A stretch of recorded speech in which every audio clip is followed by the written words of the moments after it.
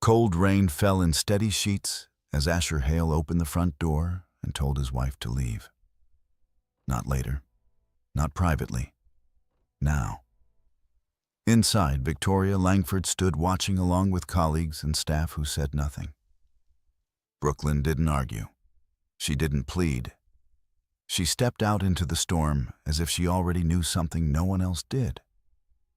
Asher shut the door on her, on the marriage, on the truth. Because the house he used to humiliate her had never been his to begin with.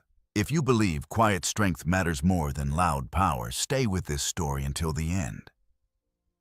And tell me, where are you watching from and what time is it there right now? Subscribe if you stand for truth that doesn't need to shout. Brooklyn Ward had never needed to raise her voice to be heard. It was not because people listened. It was because she rarely spoke unless something was worth recording. She kept a small leather-bound notebook in the third drawer of her desk left side beneath a stack of unopened catalogs, and beneath that, a set of neatly filed utility statements. The notebook was not dramatic. It held no confessions, no emotional spill, only dates, times, observations written in a steady hand that never pressed too hard against the page. She did not begin this habit because of Asher Hale, but over time, it became about him. From the outside, their marriage made sense to people who liked clean narratives. Asher was ambitious, articulate, and visibly on an upward trajectory inside his firm. He dressed well, spoke with restraint, and understood how to position himself in a room before he even stepped into it. He knew when to laugh, when to lean in, when to let silence suggest importance. Brooklyn, by contrast, appeared softer around the edges. She did not interrupt. She did not dominate conversations. She did not correct people when they assumed things about her. Together, they looked balanced. That was the word people used. Balanced. It implied harmony. It implied design. It did not account for gravity, because in that balance, the weight had been shifting for years, and only one of them had noticed. Asher believed sincerely that he had elevated their life. He would never have said it that way in public. He was too careful for that. But in private, in the spaces between conversations, it revealed itself in small, unguarded sentences. You didn't have to think about these things before he once said, scrolling through his phone while Brooklyn stood by the kitchen counter. Now you're part of a different circle. Brooklyn had been slicing an apple at the time. She finished cutting before she responded. "I've always thought about them," she said. Asher smiled faintly, not unkindly, just dismissively enough to close the subject. He believed what he believed, and Brooklyn did not argue with beliefs. She documented behavior. The house they lived in, set back from the road, framed by tall elms and a long curved driveway, had become a quiet centerpiece of Asher's identity. He did not boast about it directly. He didn't need to. He let others draw conclusions. When colleagues visited, he would stand slightly off to the side, hands in his pockets, as they took in the high ceilings, the detailed crown, molding the kind of space that suggested history without announcing it. Beautiful place, someone would say. Asher would nod once. It works. He never corrected anyone who assumed it was his. Brooklyn noticed that too. She noticed how often he said "my office" when referring to the study, how he described the dining room as a place he had designed for hosting, how he spoke about renovations that had never been his decisions to make. She never interrupted him in front of others. But later, sometimes hours later, she would sit at her desk, open her laptop, and log into a series of accounts that Asher had never asked about. Property records, tax filings, maintenance contracts, digital copies of documents that existed long before Asher had stepped into the house and long before he had learned how to stand in it like it belonged to him. Brooklyn did not hide these things from him. He simply never looked. There had been moments, small ones, when the truth could have surfaced naturally. A letter once arrived, addressed not to Asher Hale, but to a trust name he didn't recognize. He held it briefly in the hallway, turned it over and placed it on Brooklyn's desk without asking. Probably something administrative, he said. "It is," Brooklyn replied. He did not ask further. It wasn't avoidance. It was assumption, and assumption over time had built the foundation of everything he believed about his life. Brooklyn understood this about him long before the rain. She understood that Asher did not lie in obvious ways. He did not fabricate entire realities. He selected from what was visible, shaped it, and stood inside the version that served him best. In his version, he was the architect. In hers, he was a resident. They coexisted in those versions without confrontation. For a while, until the distance between them stopped being subtle. It began with tone, not louder, not cruel, just sharper. Corrections slipped into conversations where none were needed. "Let me handle that," he would say, when Brooklyn spoke to someone about scheduling. Or, "That's not how it works at this level," when she offered a perspective he hadn't considered. He framed these as guidance, as protection. And Brooklyn allowed the framing to stand. But she wrote down the pattern. Date, context, exact phrasing. Not because she planned to use it, because she needed to understand it. The first time Asher introduced her to Victoria Langford, Brooklyn recognized the shift immediately. Victoria did not command attention the way some people did. She didn't need to. She occupied space with a kind of precision that made others adjust themselves unconsciously. Her voice was even, her expressions controlled. She asked questions that sounded simple but required careful answers. "Asher speaks highly of you," Victoria said, extending her hand to Brooklyn. Brooklyn shook it. "That's kind of him." Victoria held her gaze half a second longer than necessary. Not aggressive, just evaluative. "And what do you do, Brooklyn?" she asked. It was a common question. Brooklyn had answered it many times. But the room felt slightly different with Victoria in it. As if every answer would be weighed not for content, but for usefulness. "I manage a few things privately," Brooklyn said. It was true. It was also incomplete. Victoria smiled faintly. "That must keep you busy?" "It does," Brooklyn replied. Asher stepped in then smoothly. "She keeps everything running," he said, placing a light hand at the small of Brooklyn's back. "I don't know what I'd do without her." It sounded appreciative. It was in part. But Brooklyn felt the subtle repositioning in the statement. She was being placed not as an equal, but as a support function within a larger narrative that centered him. Victoria nodded once, as if filing the dynamic away. "Good," she said. "People who can maintain stability are rare." Brooklyn met her eyes again. Stability, she thought, was not the same as invisibility. But she didn't say it.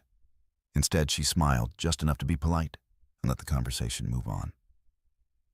That night, after Victoria left, Asher stood in the living room with a glass of something he hadn't finished. "She notices everything he said." "So do you," Brooklyn replied. Asher shook his head slightly. "Not like that. She's precise. You don't get many chances with someone like her." Brooklyn leaned against the edge of the table, watching him. "And what do you think she noticed tonight?" she asked. Asher considered the question longer than expected. "That I'm ready," he said finally. "That I can handle more responsibility. Bigger clients, more exposure." He didn't mention Brooklyn. He didn't have to. Brooklyn nodded once. Later, when the house was quiet and the lights were off in every room except her study, she opened her notebook. She wrote the date. Victoria Langford first visit. Then beneath it, Asher adjusted language in her presence. Introduced me as support. Framed house as extension of his professional identity. She paused for a moment, pen hovering above the page, then added one more line. He believes the stage is his. Brooklyn closed the notebook carefully, aligning it with the edge of the drawer before sliding it back into place. Upstairs, Asher had already gone to bed. He slept easily. He always did. Because in his version of the world, everything was moving exactly as it should. And Brooklyn, quiet observant, and already several steps ahead, understood something he did not. Nothing that stands on assumption remains stable forever. Some structures collapse loudly. Others begin to shift long before anyone hears the sound. The mansion did not introduce itself. It never had. It stood where it had stood for decades, set back from the road, partially obscured by a line of old elms whose branches filtered the light into something softer, quieter. From the outside, it suggested restraint rather than display. There was no excessive ornament, no forced grandeur. It did not need to impress. It only needed to exist. Brooklyn Ward had known the house long before she had ever lived in it. Not as a place of childhood nostalgia, and not as something she spoke about freely. It had always been part of a structure, legal, financial, intentional. Something passed down, not with sentiment, but with responsibility. The kind of responsibility that came with paperwork. The kind that required signatures, deadlines, and a clear understanding of what ownership actually meant. The house was held under a family trust, one designed not for visibility, but for continuity. It was not a secret in the sense of being hidden. It was simply never presented in a way that invited attention. Brooklyn had learned early that the most durable things were often the least discussed. When she first showed the property to Asher years ago, she did not frame it as an inheritance. She did not walk him through the structure behind it. She showed him the rooms, the light, the quiet. He saw opportunity. She saw obligation. At the time, the difference between those perspectives did not seem dangerous. Asher had walked through the front hall with a kind of contained excitement, his gaze moving from detail to detail, already imagining how the space might be used. This could be incredible for hosting, he said, pausing beneath the staircase. The flow alone, people could move from room to room without it ever feeling crowded. Brooklyn had watched him, noting the shift not in his words, but in his posture. He was not reacting to the house. He was placing himself within it. It's been maintained carefully, she said. Asher nodded. It shows. He didn't ask who maintained it. He didn't ask how. At the time, Brooklyn did not consider that an omission. Now she would have written it down. The transition into the house had been seamless on the surface. Furniture arrived, schedules adjusted. Mail began to carry their shared address. Asher's colleagues were invited over in small, curated groups. And slowly, almost imperceptibly, the language around the house began to shift. Not in Brooklyn, in Asher.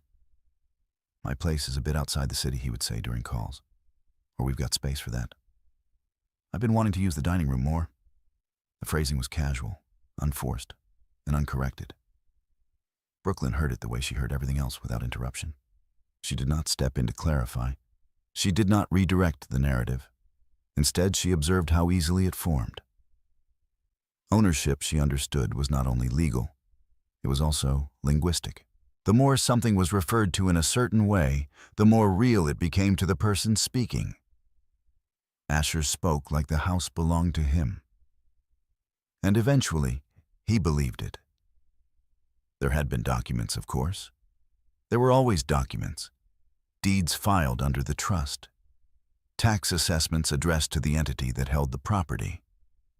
Insurance policies that required periodic review and confirmation. Brooklyn handled all of them.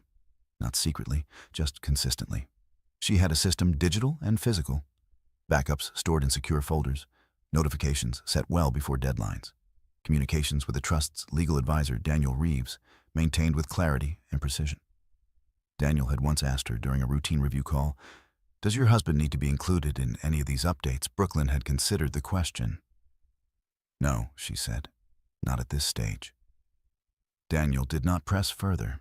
He had worked with families long enough to understand that inclusion was rarely about access to information.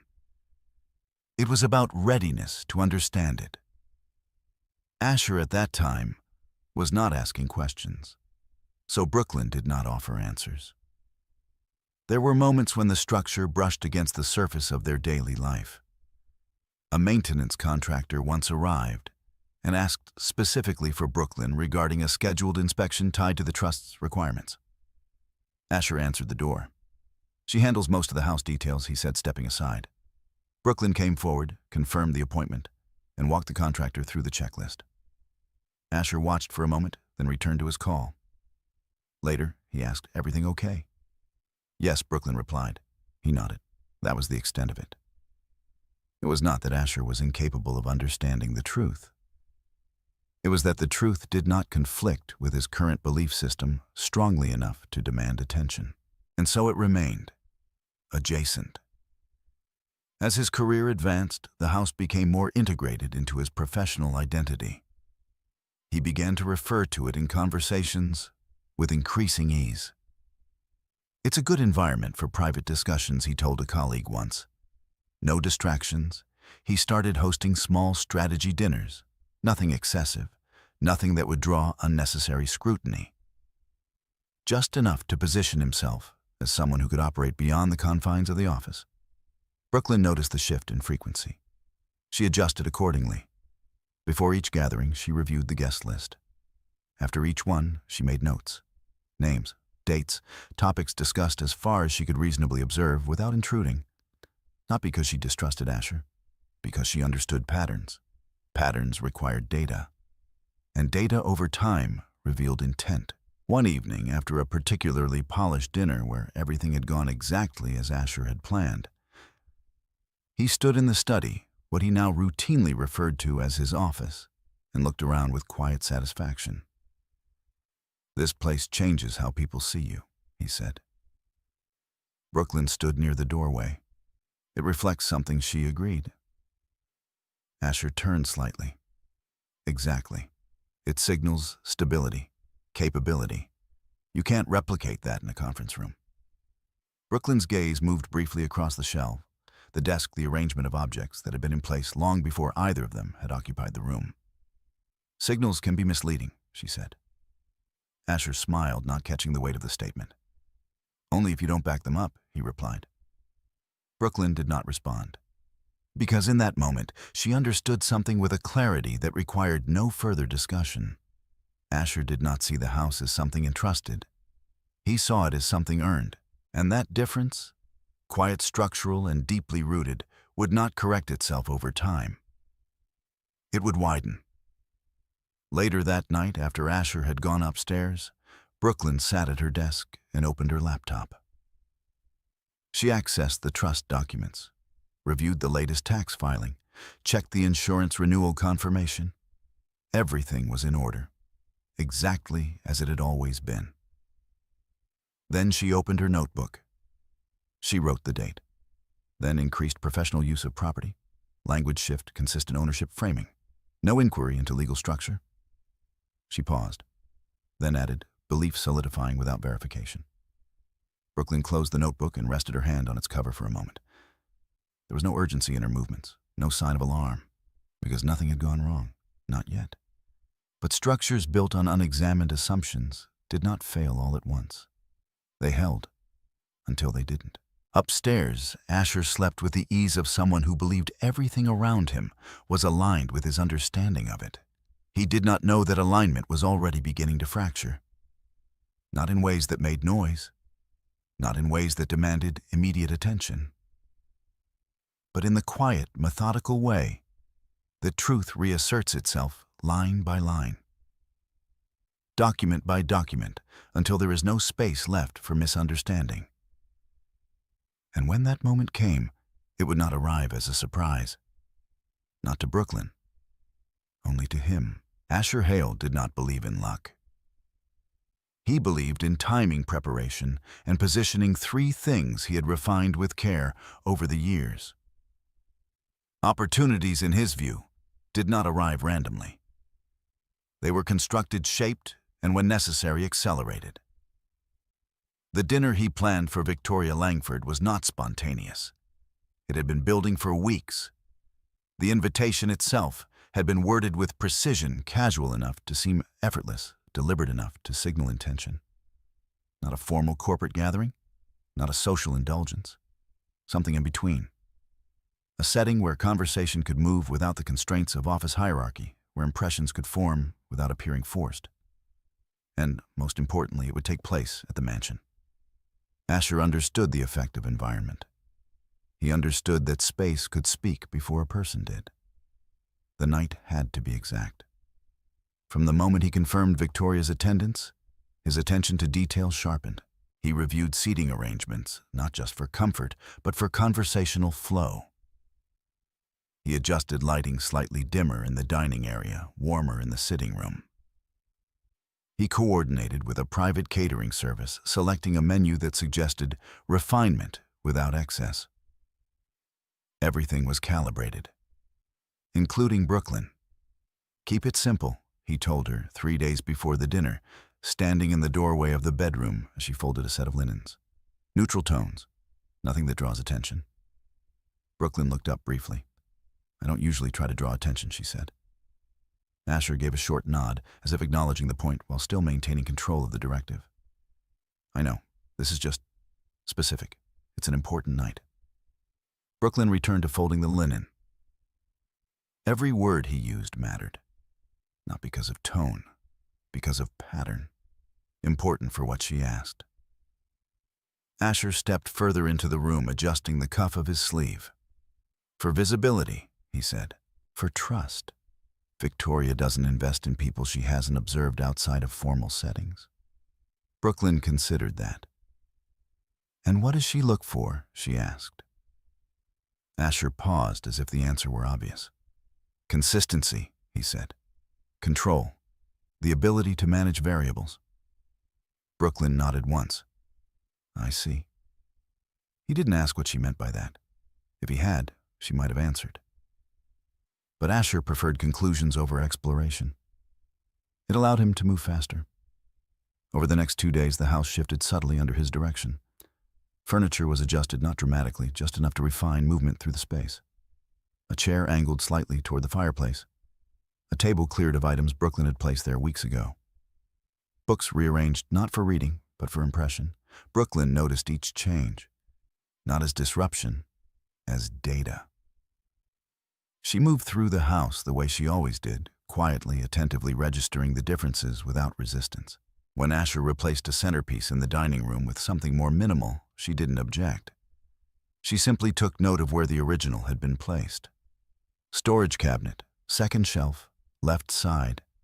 Everything had a place, including intention. The afternoon of the dinner, the sky shifted. Clouds gathered in a slow, deliberate formation, turning the light outside from bright to muted. By early evening, the air carried the weight of approaching rain.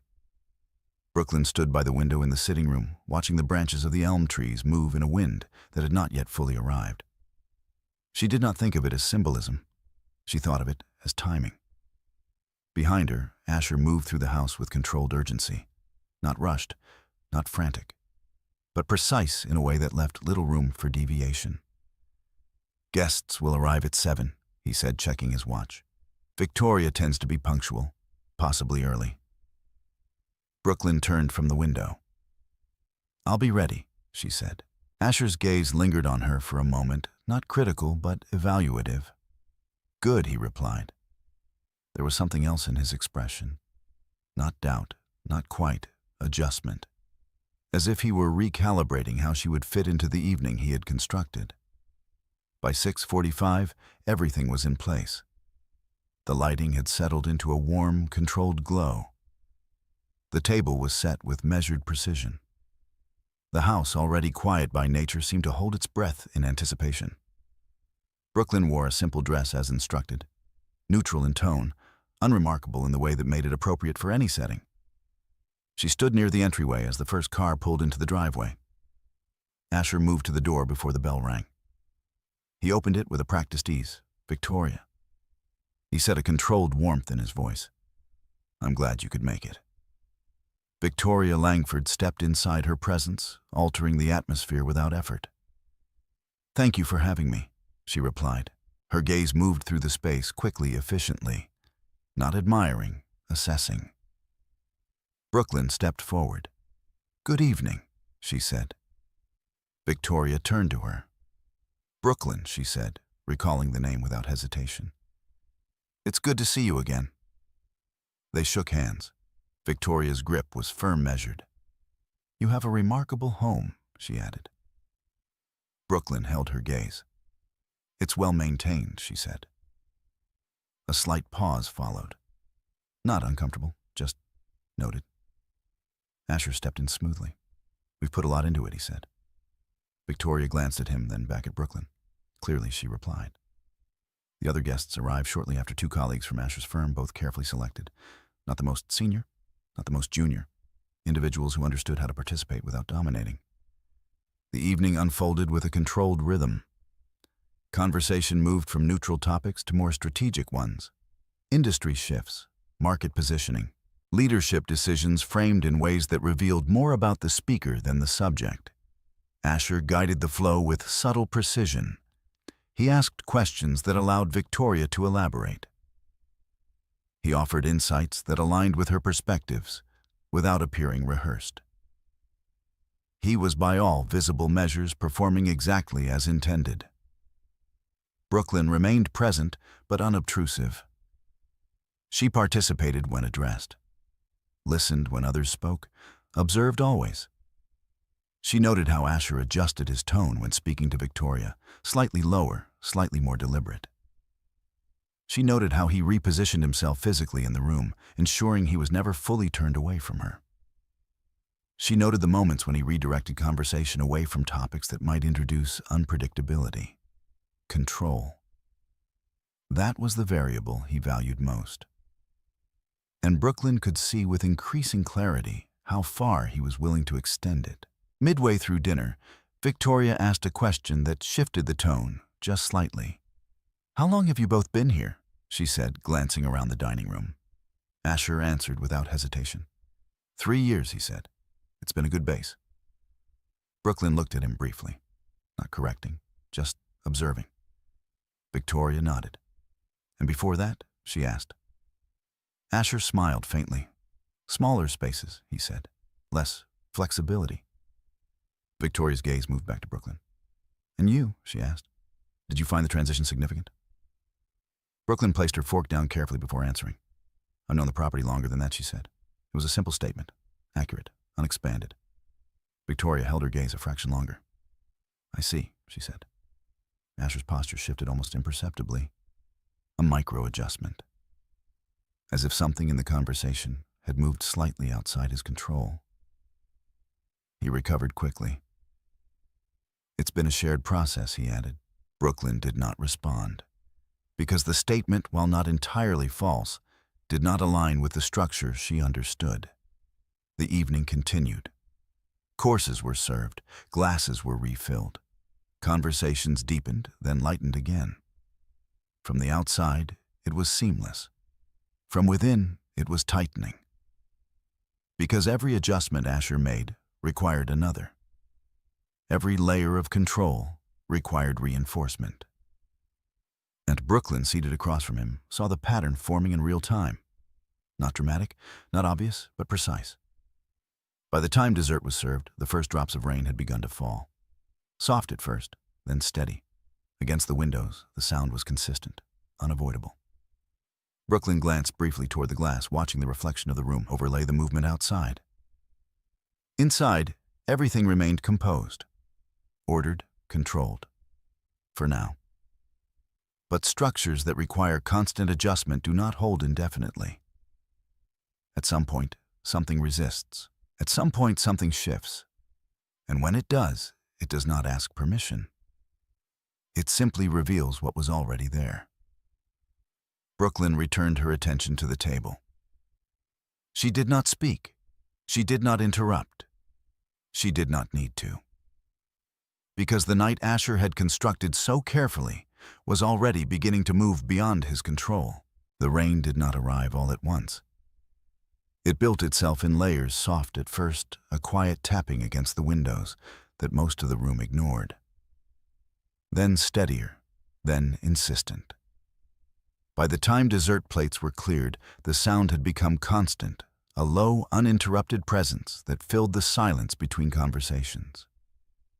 Inside, everything remained composed. Asher ensured that.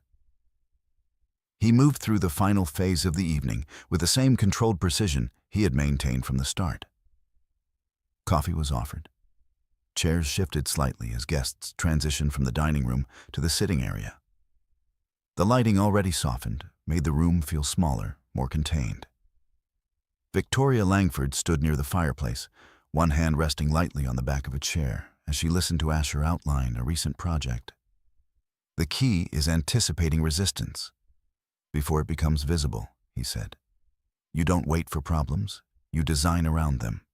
Victoria tilted her head slightly. "And if something doesn't follow the design?" she asked.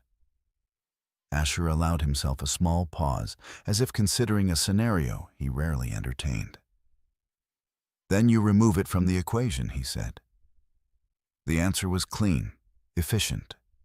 It settled into the room with a weight that was not immediately acknowledged. Brooklyn heard it clearly. She stood near the edge of the space, her hands loosely clasped, her posture unchanged. She did not react outwardly, but the sentence aligned itself with everything she had been documenting. Remove it from the equation. Outside, the rain intensified. A staff member moved quietly through the room, collecting empty cups. The sound of porcelain touching porcelain was soft, controlled like everything else. For a moment, the evening hovered in balance. Then something small shifted. It began with a question unplanned, unscripted, and to Asher unnecessary. One of the colleagues, a man named Daniel Carter, glanced toward Brooklyn. "You must enjoy hosting here," he said. "It's not often you see a place like this used so effectively." The tone was light, harmless, but it redirected attention. Asher answered before Brooklyn could. "It's a great asset," he said. "It gives us flexibility most people don't have."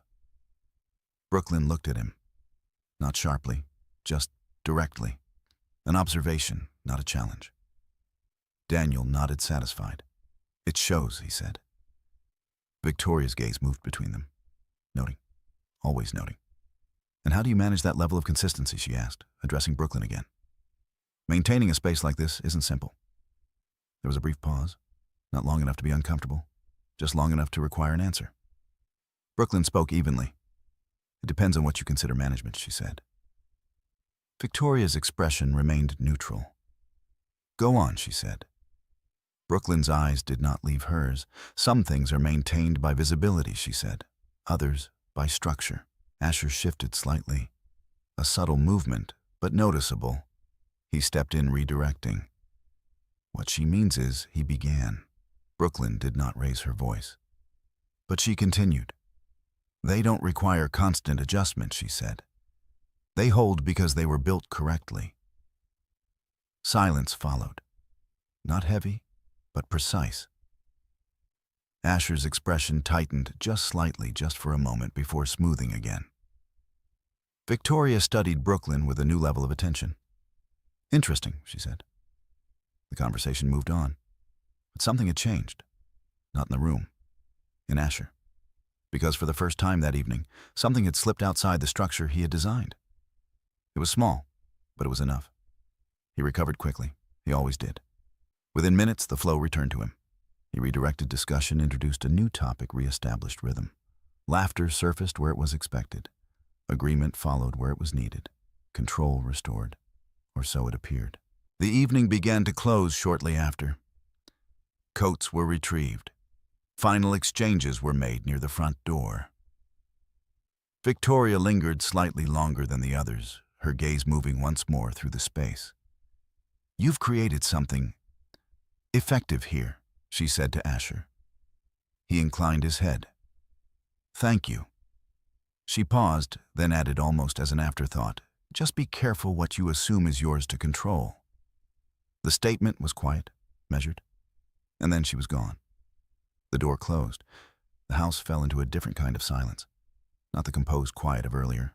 Something else. Asher stood still for a moment, his hand still near the handle. Then he turned. Brooklyn was across the room near the table, gathering a glass that hadn't been cleared. "You didn't need to say that," he said.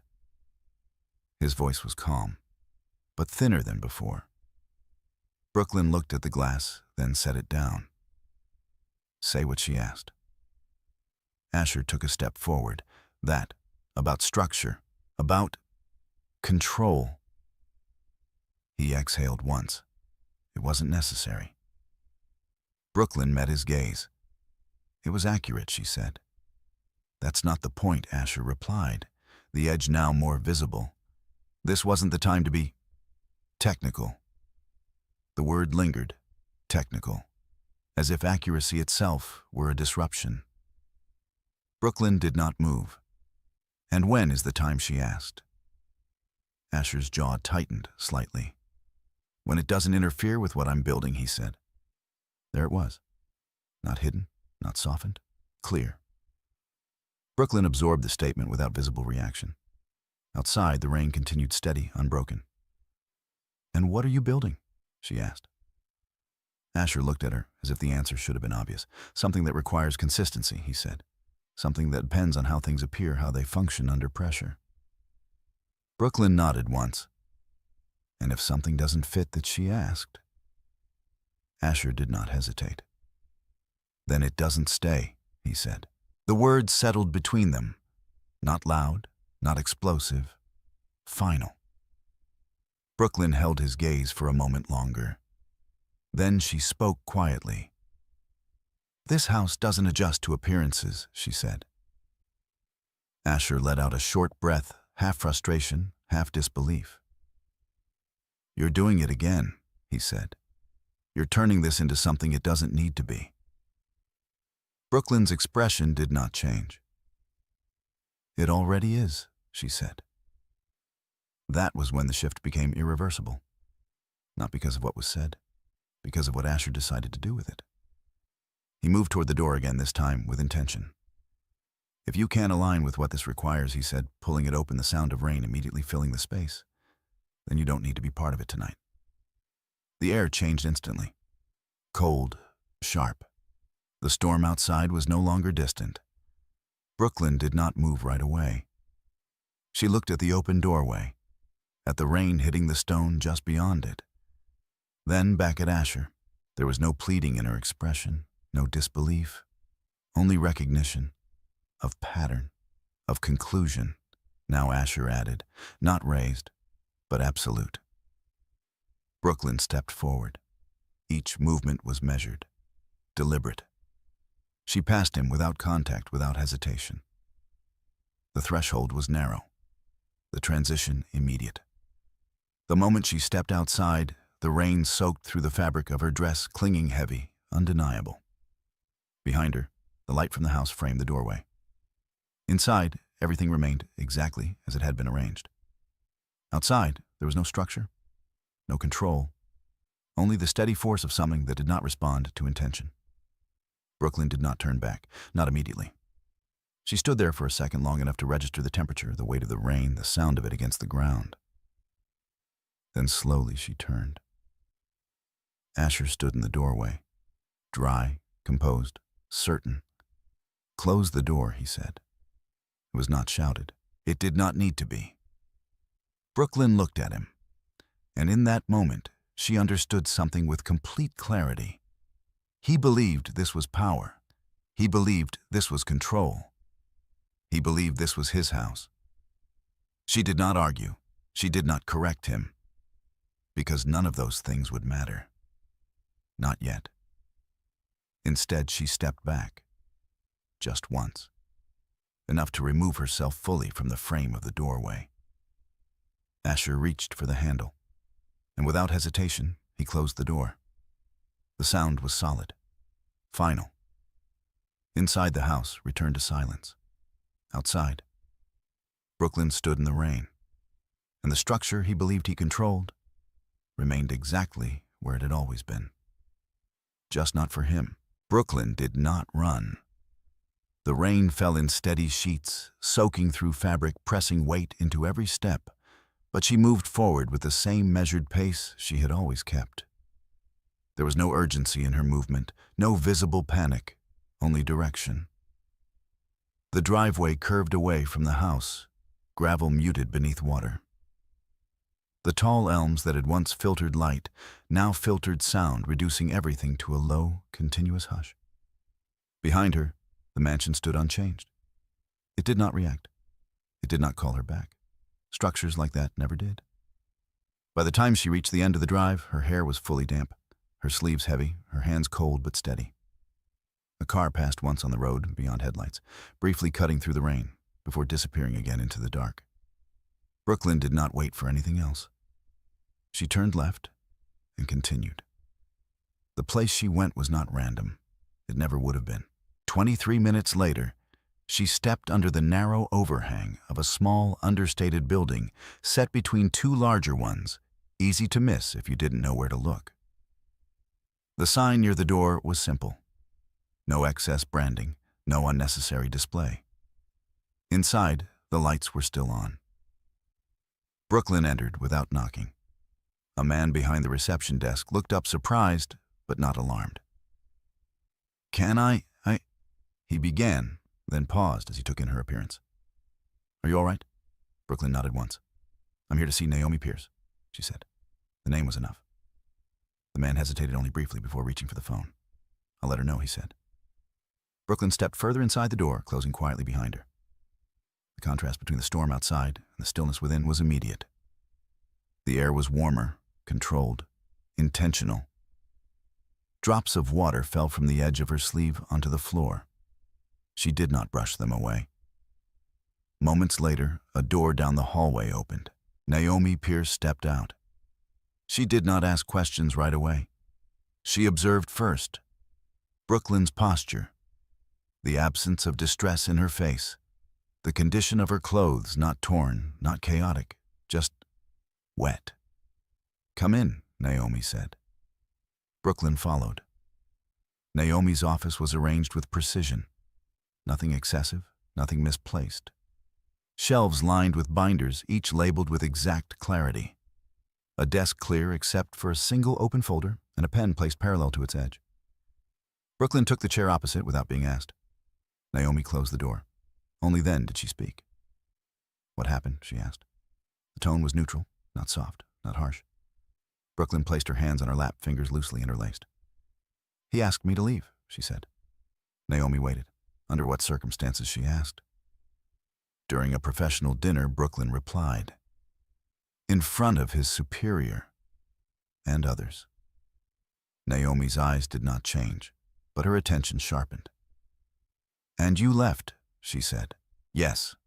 "Were you physically forced?" Brooklyn considered the question with care. "No," she said, but the instruction was explicit, immediate. Naomi nodded once. "All right," she said. "We'll document it properly." She moved to her desk, opened a fresh file, and began writing. "Date," she said. Brooklyn provided it. "Time." Brooklyn estimated precise within a few minutes. Witnesses. Brooklyn listed names. Victoria Langford. Daniel Carter. 2 others from the firm. Catering staff. Security. Naomi wrote each one down. "Any recordings?" she asked.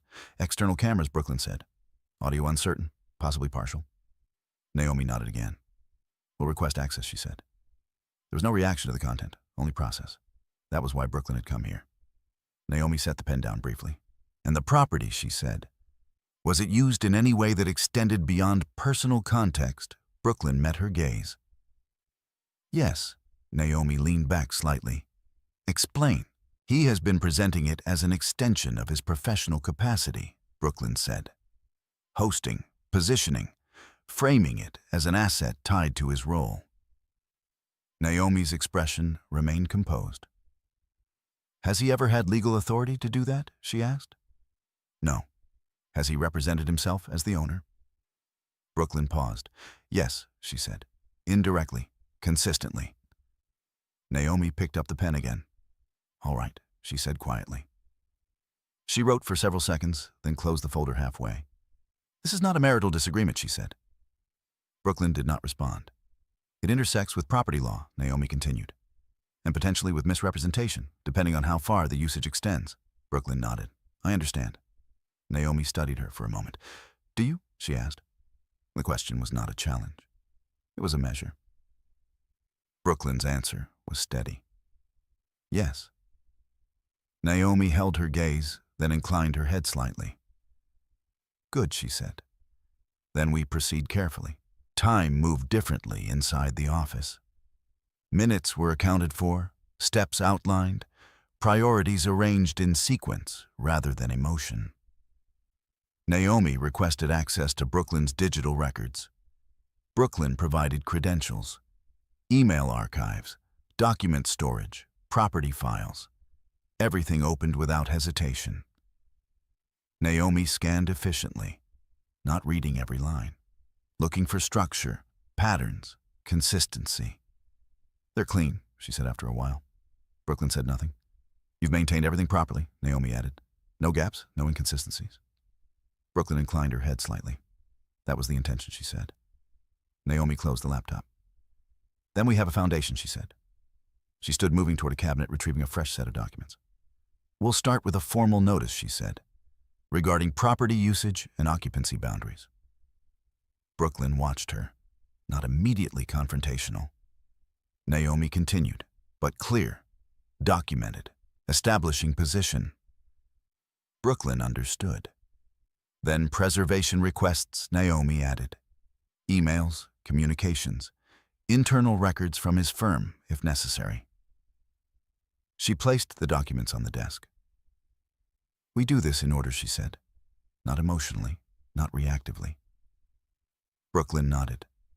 "That's why I came to you," she said. Naomi allowed herself the smallest acknowledgement of that. At some point, Naomi glanced toward Brooklyn again. "You haven't asked about him," she said. Brooklyn's expression did not shift. "There's nothing to ask," she replied. Naomi considered that. "No," she said. "There isn't." Silence settled briefly between them. Not empty, just complete. Later, when the immediate steps had been outlined, Naomi stood. "There's a spare office down the hall," she said. "You can stay there tonight if you need to." Brooklyn rose as well.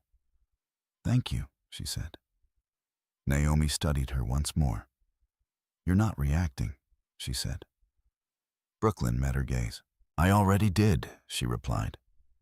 Naomi did not ask when, because the answer was visible in everything Brooklyn had brought with her. The records, the structure, the absence of surprise. Outside, the rain continued, unchanged, unconcerned with what had been set into motion inside. Brooklyn moved down the hallway Naomi had indicated, her steps quiet against the floor. She entered the spare office, closed the door. For the first time since she had stepped out of the mansion, she allowed herself to be still. Not to break, not to unravel, just still. Her clothes were still damp, her hands still cold, but her posture remained exactly as it had always been. Aligned, controlled, intentional. She moved to the desk, opened her bag, took out the notebook. She wrote the date. Then removed from property public setting. Witnesses present, no resistance. She paused, then added, process initiated. Brooklyn closed the notebook, set it down, and in the quiet space of that room, far from the house, Asher believed he controlled everything had already begun to shift. Not loudly, not dramatically, but in the only way that would matter, on record. Morning did not arrive with clarity. It came in layers, gray light filtering through narrow windows, the quiet hum of a building that had already begun its day before Brooklyn had slept. The storm had passed sometime before dawn, but the air still carried its residue. Damp, heavy, unresolved. Brooklyn was awake before the light fully settled. She did not need an alarm. She rarely did. The spare office Naomi had offered remained unchanged from the night before, ordered minimal, untouched by anything except Brooklyn's presence. Her clothes had dried enough to lose their weight. Her notebook remained exactly where she had left it, aligned with the edge of the desk. She stood for a moment without moving, not gathering strength, not rehearsing what would come next, simply recognizing that the next sequence had already begun. Naomi Pierce arrived precisely at 8:10 a.m. Not early, not late. Brooklyn was already seated when she entered, reviewing a set of documents she had opened from her secure files. "Good," Naomi said, stepping inside. "You're working." Brooklyn looked up. "Yes." Naomi placed a folder on the desk. "I drafted the initial notice," she said. "You'll want to review it before we send." Brooklyn nodded. Naomi remained standing. Before that, she added, "We need to go deeper into the structure." Brooklyn closed her laptop. "I expected that," she said. Naomi took the seat opposite her. Your property isn't just a residence, she said. It's part of a trust. That changes how we approach everything. Brooklyn's expression remained steady. Yes. Naomi opened the folder. Walk me through it again, she said. From the beginning, not for understanding. She paused, then corrected for confirmation. Brooklyn did not hesitate. The property is held under the Ward Family Trust, she said. Established 18 years ago. Transferred into my management authority 6 years ago. Naomi nodded, following along. Primary trustee, she asked. Daniel Reeves Brooklyn replied. I hold operational authority over specific assets, including the property. Naomi made a note. And Asher, she asked. Brooklyn's answer was immediate. No legal ownership, she said. No trustee role. No decision-making authority within the trust. Naomi looked up. Any formal agreements granting him usage rights, she asked. Brooklyn considered. Residential access only, she said. No commercial designation. No authority to represent the property as a business asset. Naomi leaned back slightly. Good, she said. That simplifies one aspect. Brooklyn knew what she meant. It did not simplify everything. Naomi tapped the edge of the folder lightly. Now we address what he's done with it, she said. Brooklyn opened her laptop again. I've compiled relevant communications, she said. She turned the screen slightly. Email threads appeared organized, time-stamped, categorized. Naomi leaned forward. Show me. The first set was subtle. Internal emails between Asher and colleagues. Subject lines that appeared routine. Strategy discussion. Client positioning. But within the language, there were patterns. We can host at my place. More controlled environment. The space allows for discretion we wouldn't get at the office. I've structured it so it supports executive-level conversations. Naomi read in silence. Not reacting, just tracking. Continue, she said. Brooklyn opened another folder. Calendar entries, private meetings scheduled at the mansion, attendees listed, descriptions vague but consistent. Naomi's eyes moved quickly. How many of these, she asked. 17 in the past 8 months, Brooklyn replied. Naomi nodded once. That's not incidental, she said. Brooklyn didn't respond. Because she had already categorized it. Pattern, not anomaly. Naomi sat back. And none of this was authorized, she said. No, Brooklyn confirmed. Naomi closed the laptop halfway. That establishes a line, she said. Personal residence versus implied corporate utility. Brooklyn understood. And if that line is crossed, she asked. Naomi met her gaze. It becomes misrepresentation, she said. At minimum. Potentially more, depending on how it was leveraged. Brooklyn's expression did not change. But the information settled. Exactly where it belonged. Naomi reached for another document. The notice we send today, she said, will focus on property boundaries. She slid it across the desk. Brooklyn read. Carefully, every line. Formal language, clear structure, no excess. It outlined confirmation of ownership under the Ward Family Trust clarification of Asher's lack of authority over the property. Immediate restriction on usage beyond personal occupancy requirement to preserve all communications related to property use. Brooklyn finished reading. It's precise, she said. It needs to be, Naomi replied. Brooklyn looked at the final paragraph. This will escalate, she said. Naomi did not soften the answer. Yes, she said. Brooklyn placed the document down. Then we send it, she said. Naomi watched her for a moment. You're certain, she said. Brooklyn met her gaze. There's no alternative structure that resolves this quietly, she said. Naomi inclined her head. No, she agreed. There isn't. Across the city, Asher Hale woke later than usual. Not because he was tired, because his mind had not fully settled. The events of the previous night did not present themselves to him as a mistake. They presented as a disruption. Something that had interfered with the trajectory he had been constructing. He stood in the kitchen, coffee untouched, replaying moments, not the act of sending Brooklyn out into the rain, but the conversation that had preceded it. The shift in tone, the deviation, the lack of alignment. He focused on that. Because it was easier. His phone buzzed. An unfamiliar number. He almost ignored it. Almost. Then he answered. "This is Asher Hale," he said. The voice on the other end was measured. "Mr. Hale, this is Naomi Pierce," she said. "I'm calling on behalf of Brooklyn Ward." A pause.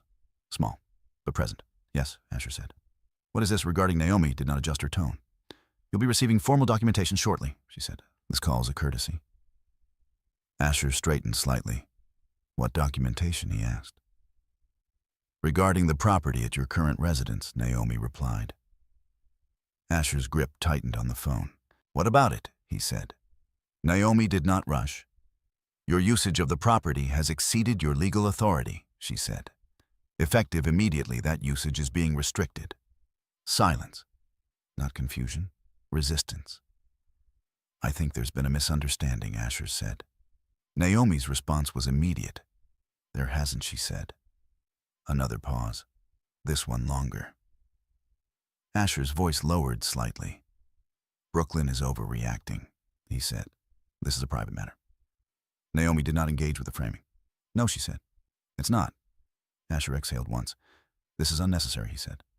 Naomi's tone remained unchanged. "It's documented," she replied. The word settled. He heard it, but did not yet understand its weight. "You'll receive the notice within the hour," Naomi added. "I recommend you review it carefully." Then she ended the call.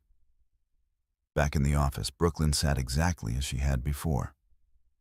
Naomi placed the phone down. "He answered," she said. Brooklyn nodded. "He will receive it," Naomi added. "Yes," Brooklyn said. There was no satisfaction in her voice, no anticipation, only sequence. Naomi looked at her. "He doesn't understand yet," she said. Brooklyn's expression remained still. "He doesn't need to," she replied. "Not yet. Because understanding would come. Not through argument, not through explanation. Through structure, through record, through everything he had never taken the time to read." The email was sent at 9:02 a.m. Attached the formal notice. CC'd relevant legal parties. Time-stamped, archived. Brooklyn watched the confirmation appear. Delivered. Nothing more, nothing less. She closed her laptop. And in that moment, without raising her voice, without stepping back into the house she had been forced out of, she had already changed the terms of everything. The office did not change when tension entered it. It absorbed it. That was the nature of structured environments. Everything remained in place, while pressure built quietly beneath the surface. At 9:47 a.m., Asher Hale was sitting at his desk, the email open on his screen for the third time. He had read it. He had understood the words individually, but not yet collectively. The subject line was precise. No ambiguity, no attempt to soften the message. Formal notice, property use, and authority. He scrolled again. Each paragraph was constructed with clarity he could not easily argue against. Ownership, Ward Family Trust. Authority, not his. Usage restricted. Immediate effect enforced. There was no emotional language, no accusation, no escalation, just definition. That was what unsettled him, because definitions did not respond to negotiation the way narratives did. Across the open office floor, movement continued as usual. Conversations in low tones, keyboards in steady rhythm, phones ringing and being answered with professional consistency.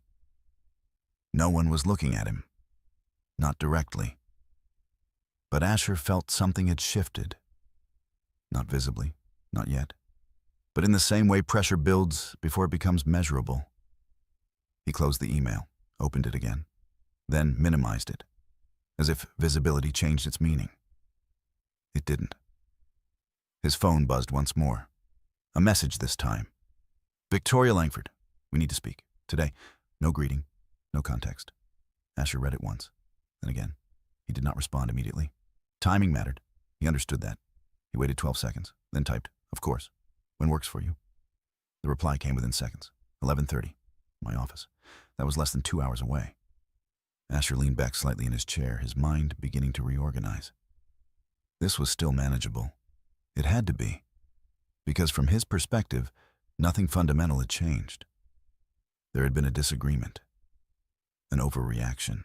A legal response that was disproportionate, but not irreversible. He stood, adjusted his jacket, closed his laptop, and prepared to reassert control. Across the city, Brooklyn did not move. Not immediately. The notice had been sent. The first step completed. But she did not treat it as an event, only as part of a sequence. Naomi stood near the window, reviewing her own notes. "He'll try to contain this," she said. Brooklyn looked up. "Yes," she replied. Naomi turned. "He'll frame it as internal," she continued. "Private, something that doesn't extend beyond you." Brooklyn nodded. "That's consistent with his pattern," she said. Naomi studied her. "You're not concerned?" she asked. Brooklyn's answer was simple. "No." Naomi raised an eyebrow slightly. "Why?" she asked. Brooklyn closed the folder in front of her. "Because the documentation doesn't support that framing," she said. Naomi allowed a small pause, then nodded. "Good," she said. At 11:28 a.m., Asher stood outside Victoria Langford's office. He did not knock immediately. He adjusted his cuff, straightened his posture, then knocked once. "Come in," Victoria said. Her office was exactly as it always was. Minimal, ordered, uncompromising. Victoria stood near her desk, not seated. A signal. Asher stepped inside. "Victoria," he said. She did not return the greeting. Instead, she gestured slightly toward a chair. "Sit." He did. She remained standing. For a moment, neither spoke. Then Victoria reached for a document on her desk. Printed, not digital. She placed it in front of him. Asher recognized it immediately. The notice. He did not touch it. "You received this," she said. "Yes," Asher replied. Victoria watched him, and she asked. The question was simple, but it required positioning. Asher chose his words carefully. "It appears to be a legal overreach stemming from a personal disagreement," he said. Victoria did not react. "Go on," she said. Asher leaned forward slightly. "The property has been used in ways that align with my role," he continued. "Nothing inappropriate, nothing outside reasonable expectation." Victoria's gaze did not shift. "And your authority to use it in that way?" she asked. Asher paused. "Only briefly. Implicit," he said. The word settled. Victoria let it sit there. Then she moved, slowly, around the desk, until she was standing closer to him. "Implicit," she repeated. Not questioning, not agreeing, just isolating the word. Asher held her gaze. "Yes," he said. Victoria inclined her head slightly. "And the ownership structure?" she asked. Asher exhaled once. "It's more complex than this document suggests," he said. Victoria's expression did not change. "Is it?" she asked. Silence, not long, but long enough. Asher realized something then. Not fully, but enough to adjust. "I'm in the process of clarifying that," he said. Victoria studied him, then stepped back. "Let me be clear," she said. Her tone remained even, but something beneath it had hardened. "If you have been representing a property as an extension of your professional capacity without legal authority," she paused, "not for effect, but for accuracy. That is not a personal matter." Asher felt the shift. Subtle, but irreversible. "It hasn't been represented incorrectly," he said. Victoria did not raise her voice. "That's not what the documentation indicates," she replied. Asher glanced at the paper, and back at her. "This can be resolved?" he said. Victoria nodded once. "Yes," she said. "It can." Another pause. Then, "But not by reframing it." The words were precise, final. Asher's posture remained composed. But something underneath had begun to move. Not collapse, not yet, but shift. Victoria returned to her desk. "Compliance has been notified," she said. The sentence landed differently.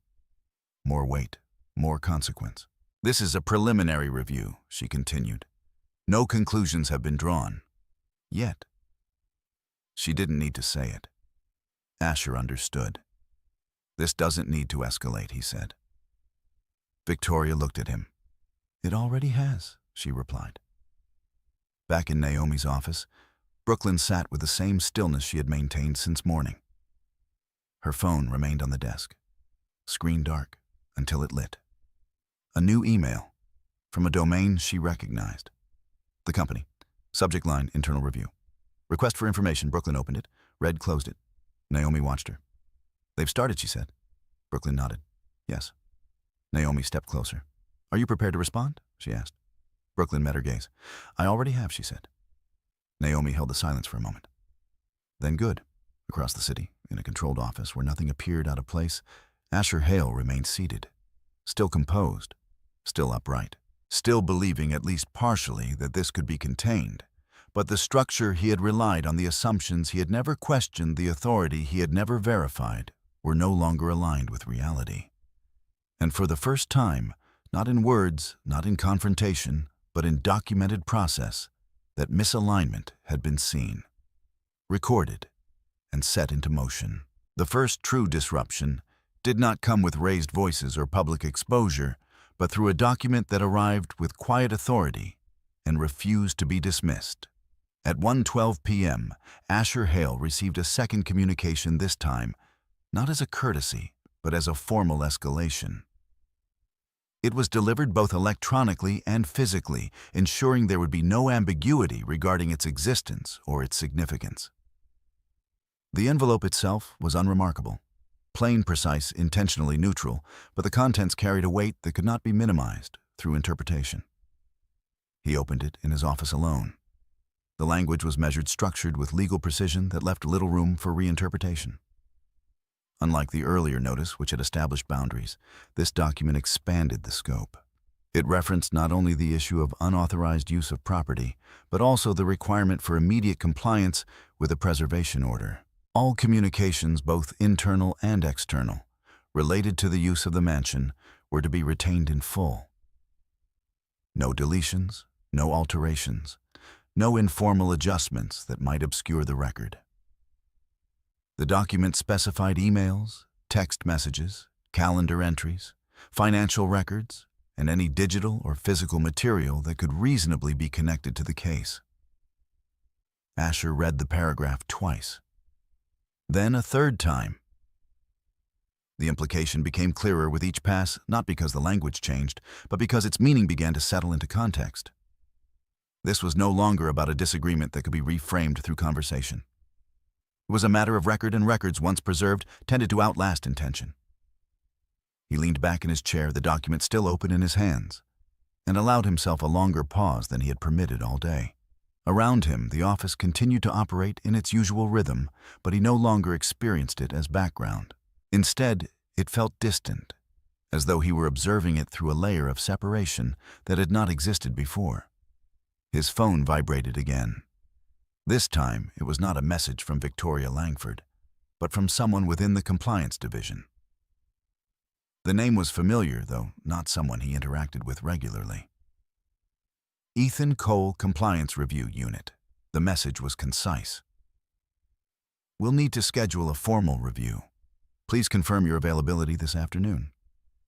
Asher did not respond immediately. Instead, he placed the document on his desk and turned his attention to the screen in front of him, opening his email again, this time not to reread the notice, but to assess the extent of what existed. He searched for keywords. The mansion's address. Variations of phrasing he had used in correspondence.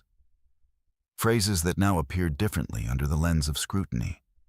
The results populated quickly, too quickly, thread after thread, each one a fragment of what he had once considered routine communication.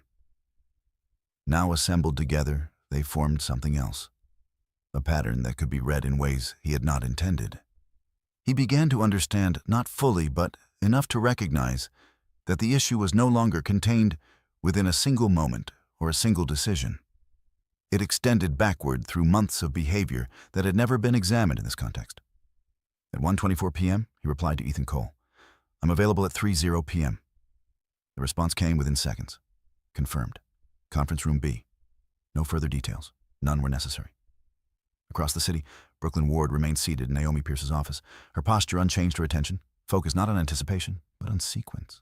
Naomi stood near her desk, reviewing a newly printed set of documents that had arrived through secure channels.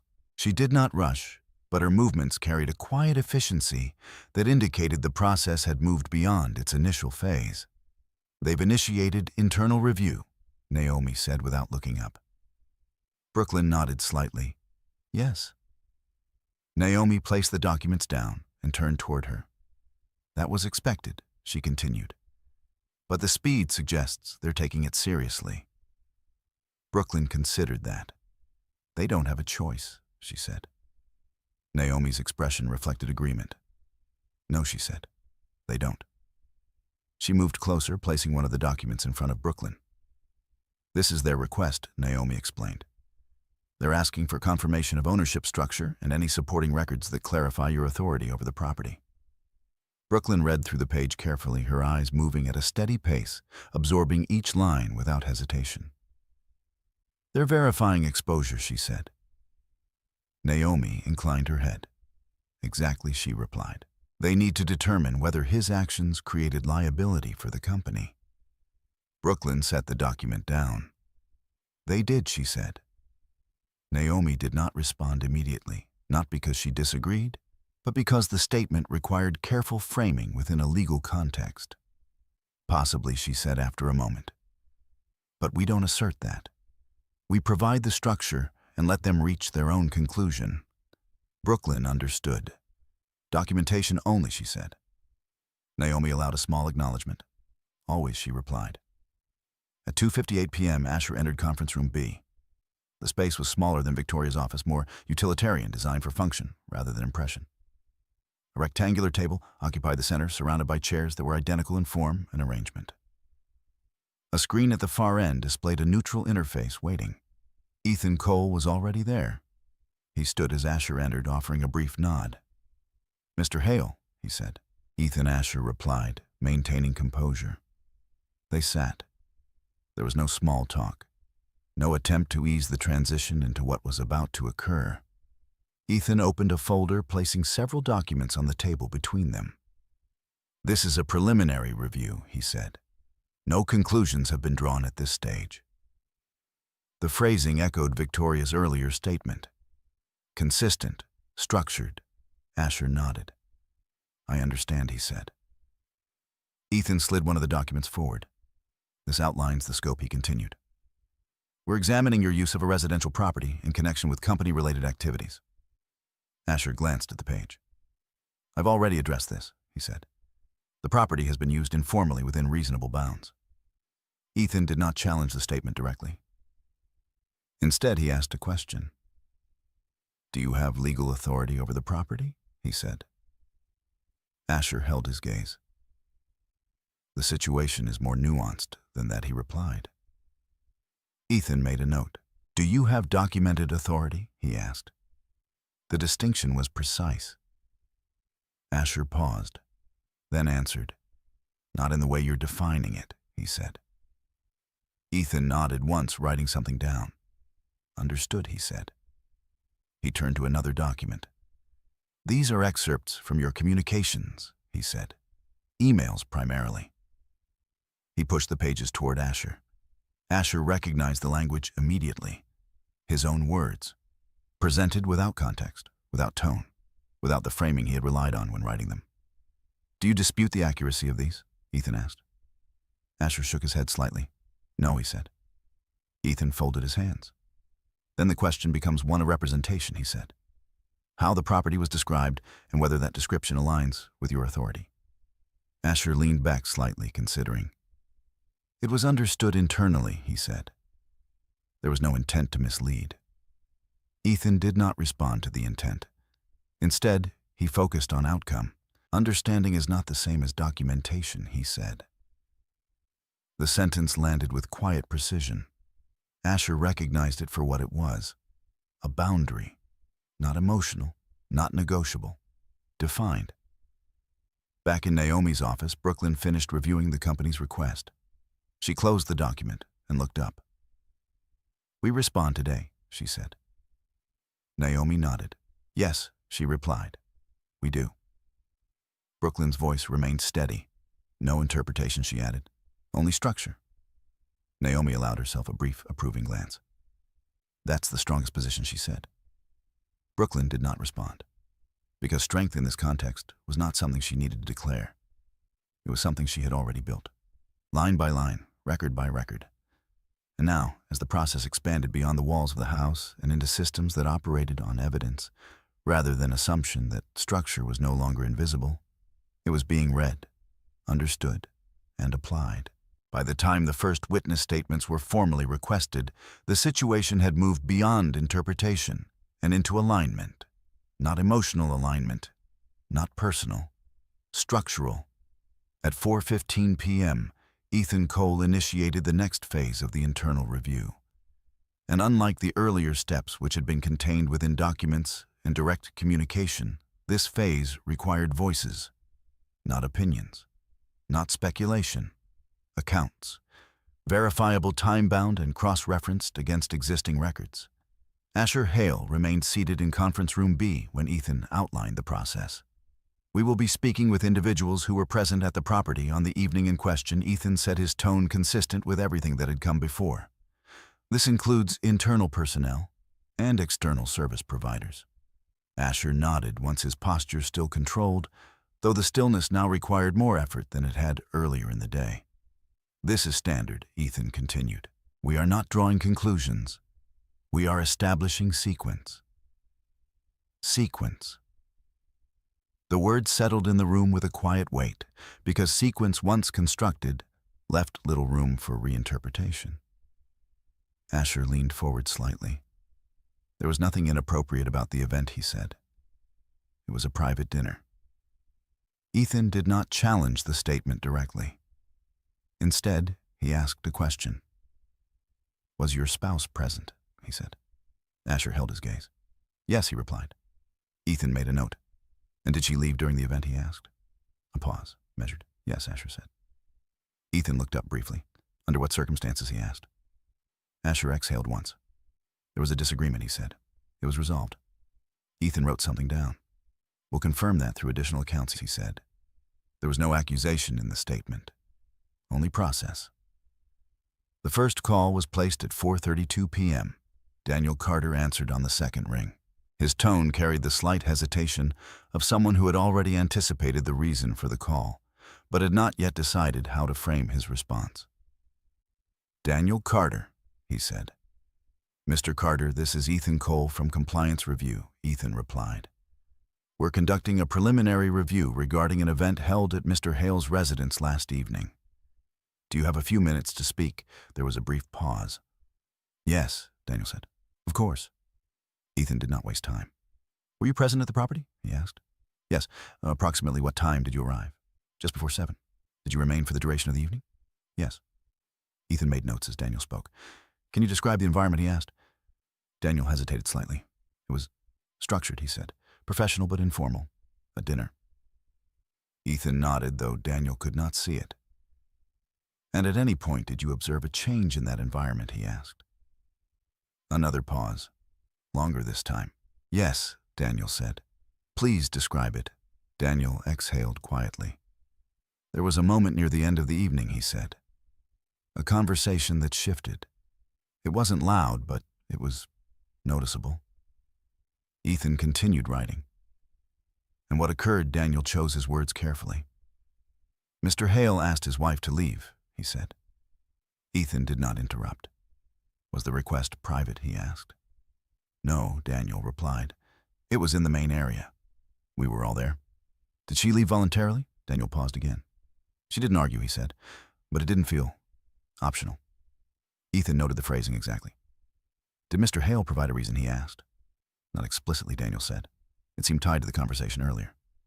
Ethan closed the first page of his notes. "Thank you," he said. "That's all for now." The call ended. The second statement came from a member of the catering staff. Her account was simpler, less filtered. She described the moment as she had seen it, without attempting to interpret motives or context. "He told her to leave," she said. "Opened the door. It was raining." Ethan asked, "Did she resist?" "No," she replied. "She just went." "Was anyone else speaking at the time?" "No," she said. Everyone stopped. Ethan recorded the statement in full. No embellishment, no reduction. The security logs were requested next. The system that monitored the exterior of the property had captured more than anyone inside had consciously registered.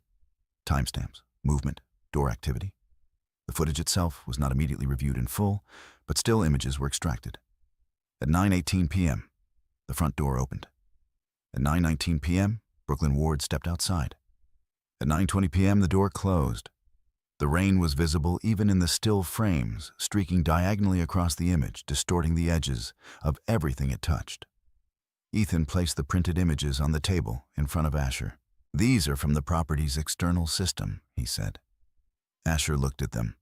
"Not for long, just enough." "That doesn't show context," he said. Ethan did not disagree. "No," he said. "It shows sequence." The word returned. Unavoidable. Across the city, Brooklyn sat with Naomi as the first transcripts began to take shape. They were not complete yet, but the initial summaries had already been shared. Naomi read through them carefully, her expression unchanged. "Consistent," she said. Brooklyn did not ask what she meant. She already knew. The accounts aligned, not perfectly, not identically, but within a range that confirmed structure rather than contradiction. "They're not exaggerating," Naomi added. "They're describing." Brooklyn nodded once. "That's enough," she said. Naomi looked at her. "Yes," she replied. "It is."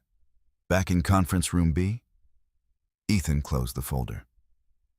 "This is still preliminary," he said. "We will continue gathering information." Asher remained composed. But the effort was now visible in the stillness of his hands, the controlled rhythm of his breathing. "This is being interpreted incorrectly," he said. Ethan did not respond immediately. Instead, he asked, "What part?" The question was not confrontational. It was precise. Asher held his gaze. "The nature of the event," he said. "The context." Ethan nodded slightly. "Then you'll have an opportunity to provide that," he said. He slid a final document across the table. "A written statement," he explained. "Your account, in full." Asher looked at it, then back at Ethan. "And if it differs?" he asked. Ethan's answer was immediate. "Then it will be compared," he said. "Not judged, not dismissed. Compared against records, against timelines, against everything that had already been documented." Asher understood. Not emotionally, not yet, but structurally. And structure, once established, did not yield to preference. As the day moved toward evening, the process continued without pause. Calls were logged, statements recorded, documents organized. Across different locations and different rooms, individuals who had witnessed a single moment contributed pieces of it, each one small, each one incomplete on its own. But together, they formed something else. Not a story, not a narrative shaped by perspective, a sequence. And within that sequence, the moment Asher Hale had considered controlled, the moment he believed he had defined, was no longer his to interpret. It had been observed, recorded, and placed into a structure that did not respond to assumption, only to what had occurred, exactly as it had occurred. By the time the financial records were introduced into the process, the situation had already acquired a level of clarity that no longer depended on interpretation alone. However, clarity in legal and corporate structures was rarely built on a single category of evidence. It required reinforcement-independent lines of documentation that converged without coordination. Money, unlike language, did not adjust itself to tone. It moved in patterns. And those patterns, once traced, often revealed intent more precisely than any statement could. At 10:05 a.m. the following morning, Naomi Pierce received access to a limited set of financial disclosures tied to Asher Hale's professional activities. The access had not been granted lightly nor fully. It was controlled, structured under the company's compliance cooperation framework, and restricted to materials deemed relevant to the ongoing review. Naomi did not expect completeness. She expected enough. Brooklyn sat across from her, the same stillness in her posture, her attention directed not at the documents themselves, but at the structure they would reveal. Naomi opened the first file. Expense reports, routine on the surface. Dates, amounts, categorized justifications. But as she moved through them, a pattern began to emerge. Not in any single entry, but in the accumulation. "Look at this," Naomi said, turning the screen slightly toward Brooklyn. Brooklyn leaned in her eyes, scanning the entries without haste. Multiple charges associated with private dining, transportation arrangements, service fees, each one individually unremarkable, collectively aligned. These correspond to the dates you documented, Naomi said. Brooklyn nodded. Yes. Naomi clicked into one entry. A catering invoice. The address listed matched the mansion. The description was neutral. Private event. No further detail. Was this authorized through the trust? Naomi asked. No, Brooklyn replied. Naomi made a note. Then it was treated as a personal expense, she said. Brooklyn did not respond immediately, because she understood the implication, or presented as one, she said. Naomi glanced at her. Yes, she agreed. Presented. The distinction mattered, because presentation could diverge from reality. And when it did, it created space for misrepresentation, not always intentional, but consequential regardless. Naomi moved to the next document. Internal reimbursement approvals, signed, processed, unchallenged. These went through without review, she said. Brooklyn's expression remained unchanged, because the context wasn't questioned, she said. Naomi nodded. Exactly. She leaned back slightly, considering the structure as a whole. What we have, she said slowly, is a pattern of using a privately owned property in a way that suggests professional integration while routing associated costs through channels that assume legitimacy. Brooklyn absorbed the phrasing, not reacting, understanding. And the risk, she asked. Naomi met her gaze. Is not just in what was done, she said. It's in how it was understood by others. Brooklyn nodded once. Because that was the core of it. Not intention, interpretation. Across the city, Asher Hale sat at his desk, reviewing his own financial records for the first time, with a level of scrutiny he had never previously applied. He had always understood the numbers. He had approved them. But he had never needed to question the framework in which they operated. Now that framework had shifted. He opened an expense report from 3 months prior, scrolled, stopped. The entries were familiar. He remembered the event, the guests, the outcome. What he had not considered at the time was how the expense would be read outside the context he had assigned to it. He leaned back, his eyes remaining on the screen. There had been no deception in his mind, no deliberate attempt to mislead. He had operated within what he believed to be acceptable flexibility. But belief, he was beginning to understand, did not define boundaries. Documentation did. His phone remained silent. No new messages, no new instructions, only the quiet accumulation of what already existed. At 11:40 a.m., Ethan Cole received Naomi's formal response to the company's request for verification.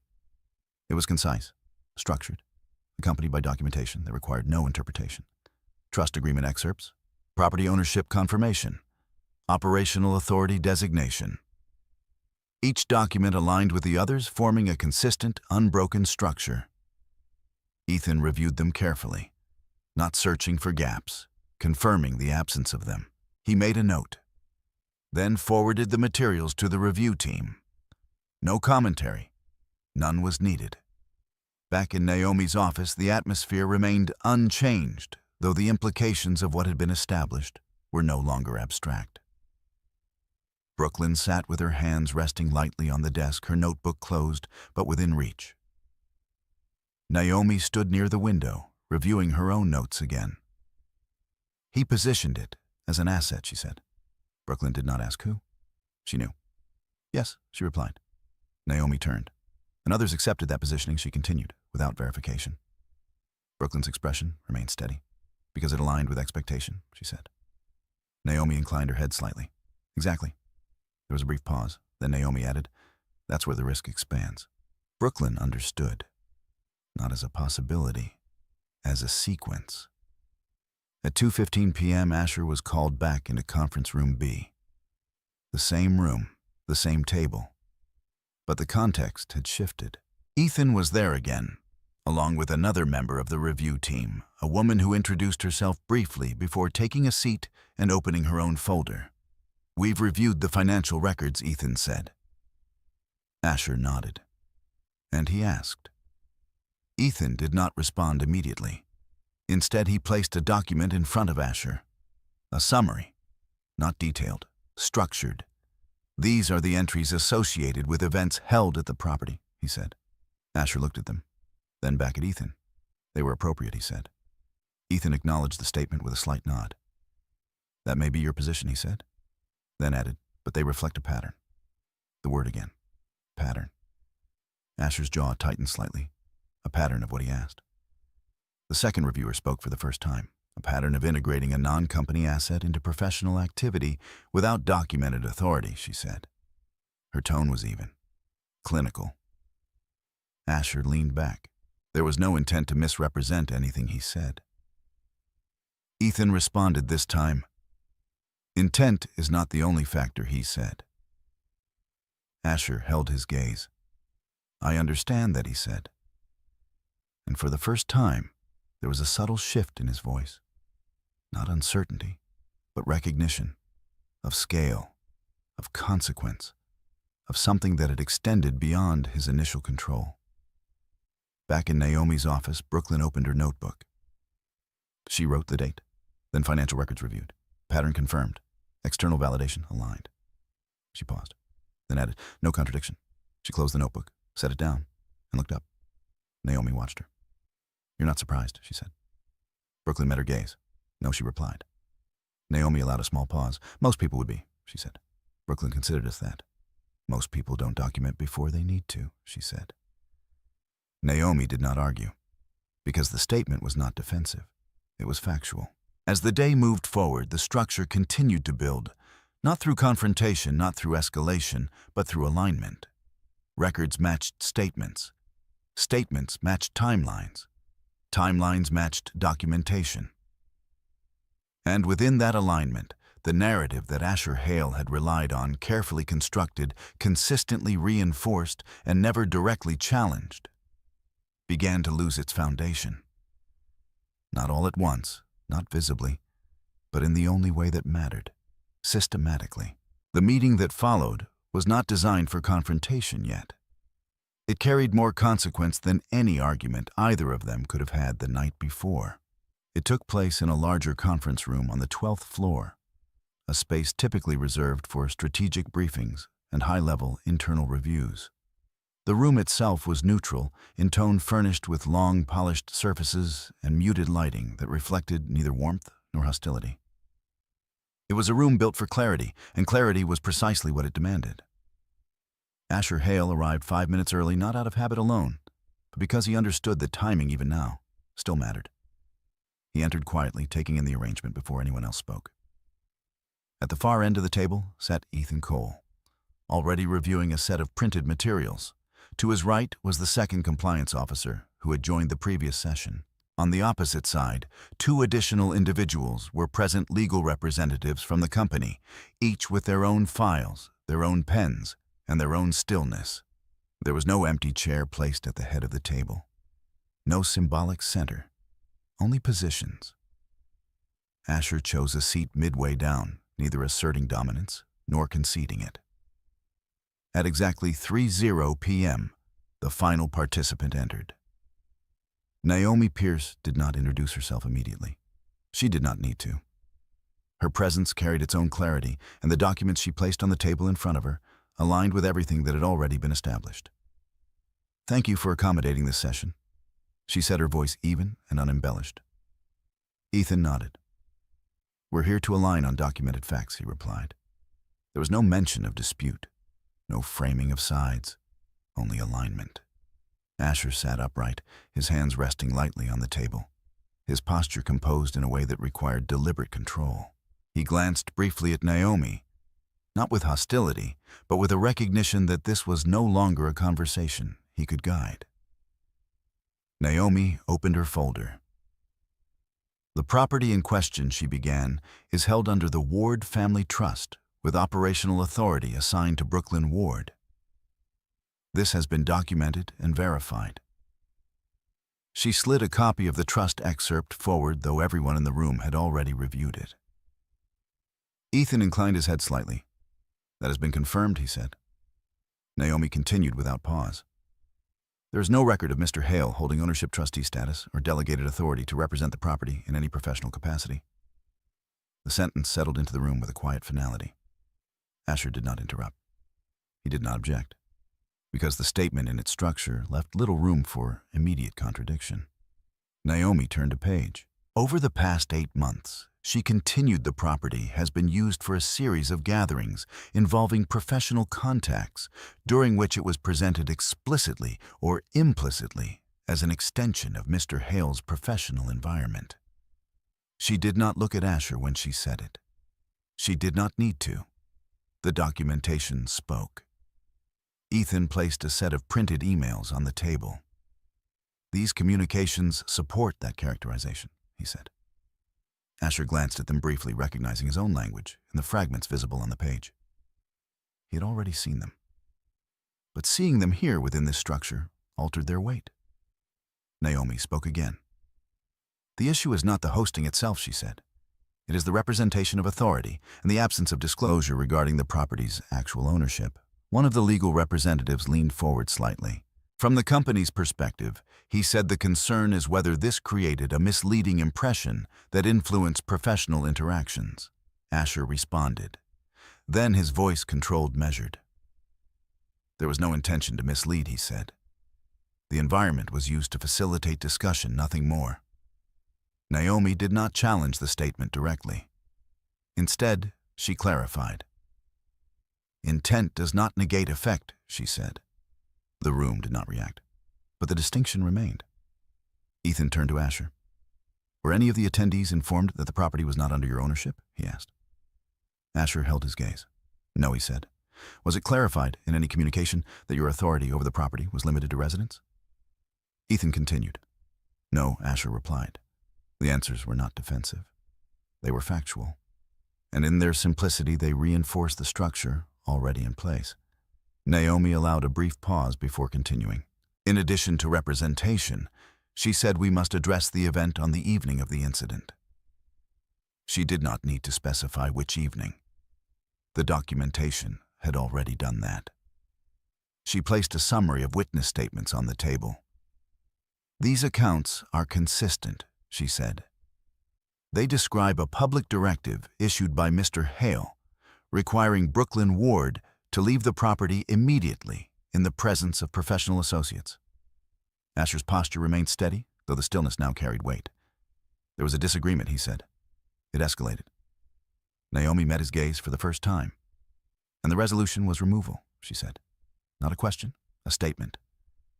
Asher did not respond immediately, because the phrasing was precise, and precision once applied limited interpretation. Ethan spoke again. From a compliance standpoint, he said the concern is not the disagreement itself, but the context in which it occurred, and the authority under which the action was taken. Asher exhaled once slowly. I understand the concern, he said. And this time, the statement was different. Not resistance, recognition. Naomi closed her folder halfway. The authority to remove an individual from the property, she said, rests with its legal holder. She did not raise her voice. She did not emphasize the point. She simply stated it. Asher's eyes moved briefly to the documents in front of him, then back to Naomi. There was no argument available that would not contradict the structure already established. The second legal representative spoke. At this stage, she said, the company will complete its internal review. Any findings will be based on documented evidence and policy alignment. Naomi inclined her head. That is appropriate, she said. Silence followed, not uncertain, complete. Because everything that needed to be established had been placed on the table. There was no escalation, no dramatic conclusion, only the steady presence of facts that no longer depended on interpretation. Asher sat still for a moment longer, his posture unchanged, though the framework around him had shifted in ways that could not be reversed through conversation. He had not been interrupted. He had not been overruled. He had simply been defined, and definition once documented did not yield. Naomi gathered her papers with the same precision she had brought into the room. "This concludes my participation for now," she said. Ethan nodded. "Thank you," he replied. Asher remained seated as she stood. He did not speak, not because there was nothing to say, but because anything he said would exist within the structure already established. Naomi left the room without looking back. The door closed quietly behind her, and in the stillness that followed, the absence of argument carried more weight than any conflict could have. Because the truth had not been declared. It had been organized, line by line, record by record, until there was nothing left to dispute. The transition of control did not arrive with ceremony. It arrived through document signatures and a schedule that had been confirmed by both parties without discussion beyond what was necessary. By the time the process reached this stage, there was no longer a question of interpretation. There was only execution. At 9:00 a.m., 2 days after the legal meeting, a formal notice of property enforcement was delivered to the mansion.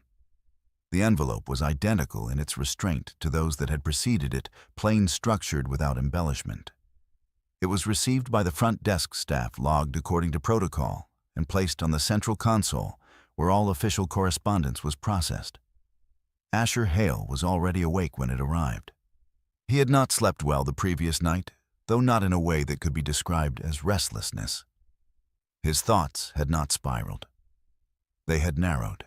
Each consideration moved within defined limits, constrained by the documentation he had reviewed repeatedly, as though repetition might produce a different interpretation. It did not. When the notice was brought to him, he accepted it without comment. He did not open it immediately.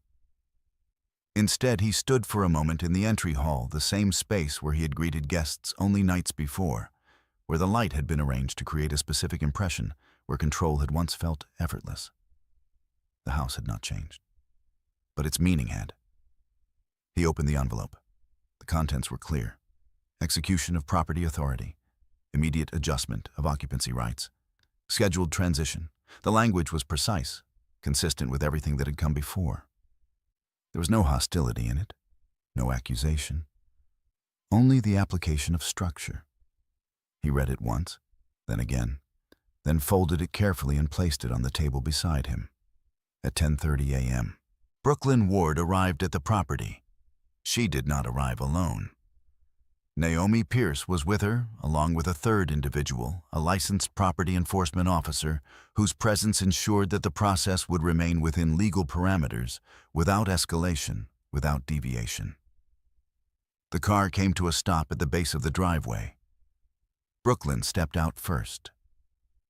She wore the same kind of neutrality she had always maintained, nothing in her appearance designed to signal anything beyond presence. The air was clear. The storm had passed fully now, leaving behind a stillness that felt almost deliberate. Naomi stepped beside her. "Ready?" she asked. Brooklyn looked ahead at the house. "Yes," she said. There was no hesitation in her voice, because readiness for her had not begun that morning. It had begun long before. The walk up the driveway was quiet. Gravel shifted beneath their steps, the sound soft but distinct in the absence of wind.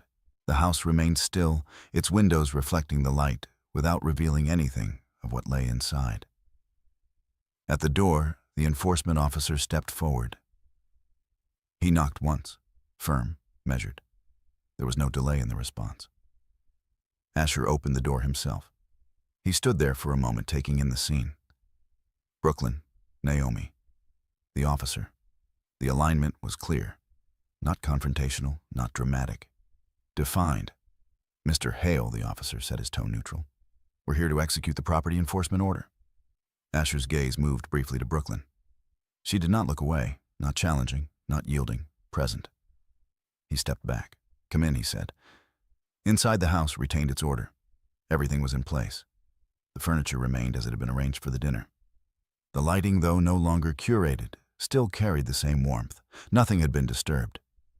The illusion of continuity remained, but illusion-like assumption did not alter structure. The officer moved through the initial steps, efficiently confirming documentation, verifying identity, ensuring that all procedures were followed precisely. Naomi stood slightly apart, observing. Brooklyn remained near the entryway for a moment before stepping further inside. She did not rush. She did not move as though reclaiming something. She moved as someone who understood that nothing here had ever required reclaiming. It had only required recognition. Asher stood near the center of the room. His posture was composed, though the effort behind it was now visible in the stillness of his hands. "This doesn't need to be handled like this," he said. The statement was not directed at anyone in particular. It existed in the space. Naomi responded. "This is the required process," she said. Her tone remained even, unchanged. Asher looked at Brooklyn. "We could have discussed this," he said. Brooklyn met his gaze. "We did," she replied. The words were quiet, but complete. Asher held her gaze for a moment longer, then looked away, because there was nothing within that exchange that allowed for reinterpretation. The process moved forward. An inventory was conducted not of personal belongings, but of access. Keys, security codes, digital control systems. Each one was reviewed, documented, and adjusted according to the authority outlined in the trust. The security system was updated. Access permissions were redefined. The structure once assumed was now enforced. Asher watched, not interfering, not resisting, because resistance at this stage would not alter the outcome. It would only complicate the process. And he said to you, we understood that, even now. At 11:15 a.m., the final step was initiated. Mr. Hale, the officer, said you will need to vacate the property within the agreed time frame. The time frame had already been specified in the document. It was not immediate. It was not punitive. It was structured. Asher nodded once. "I understand," he said.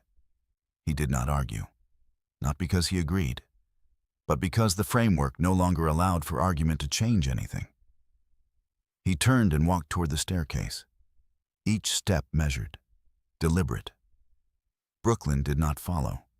She remained where she was, because this part of the process did not require her presence. It required his. Upstairs, the rooms remained as they had been, unchanged, ordered.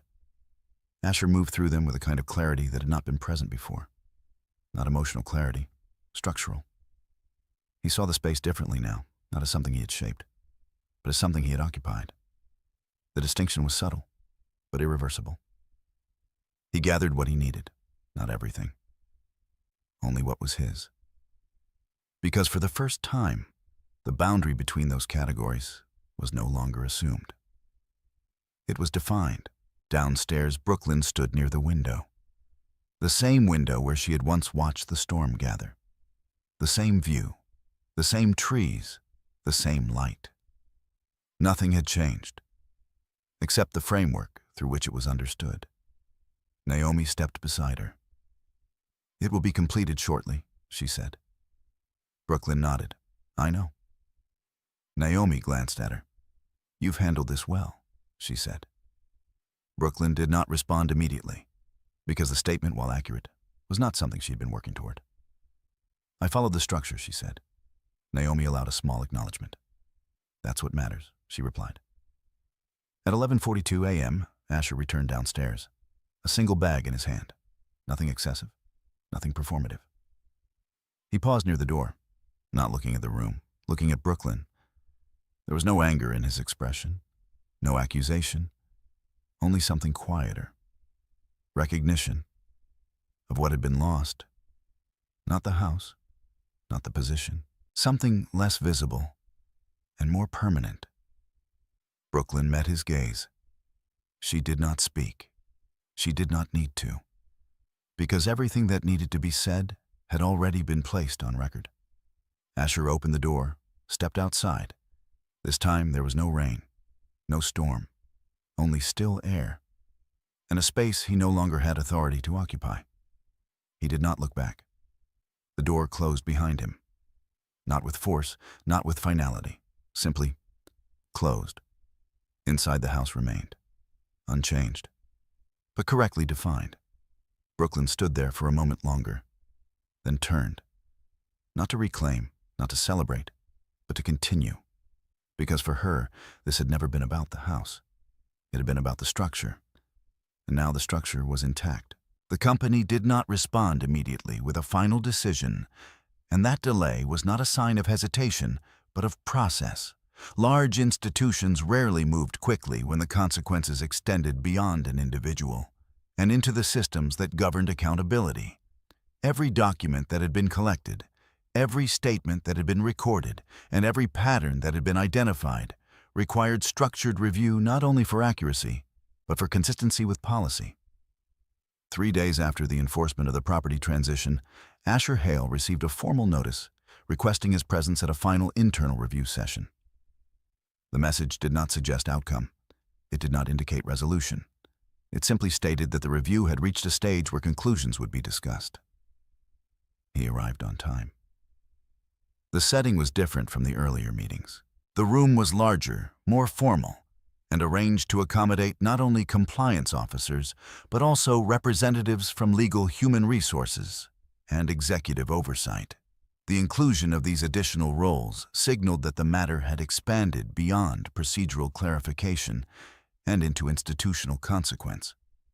Asher took his seat without speaking. Victoria Langford was present. She sat at the far end of the table, not at the head, but in a position that still carried weight. Her posture was composed, her expression unchanged, though there was a degree of distance in her presence that had not been there before. It was not hostility. It was separation. Ethan Cole began the session.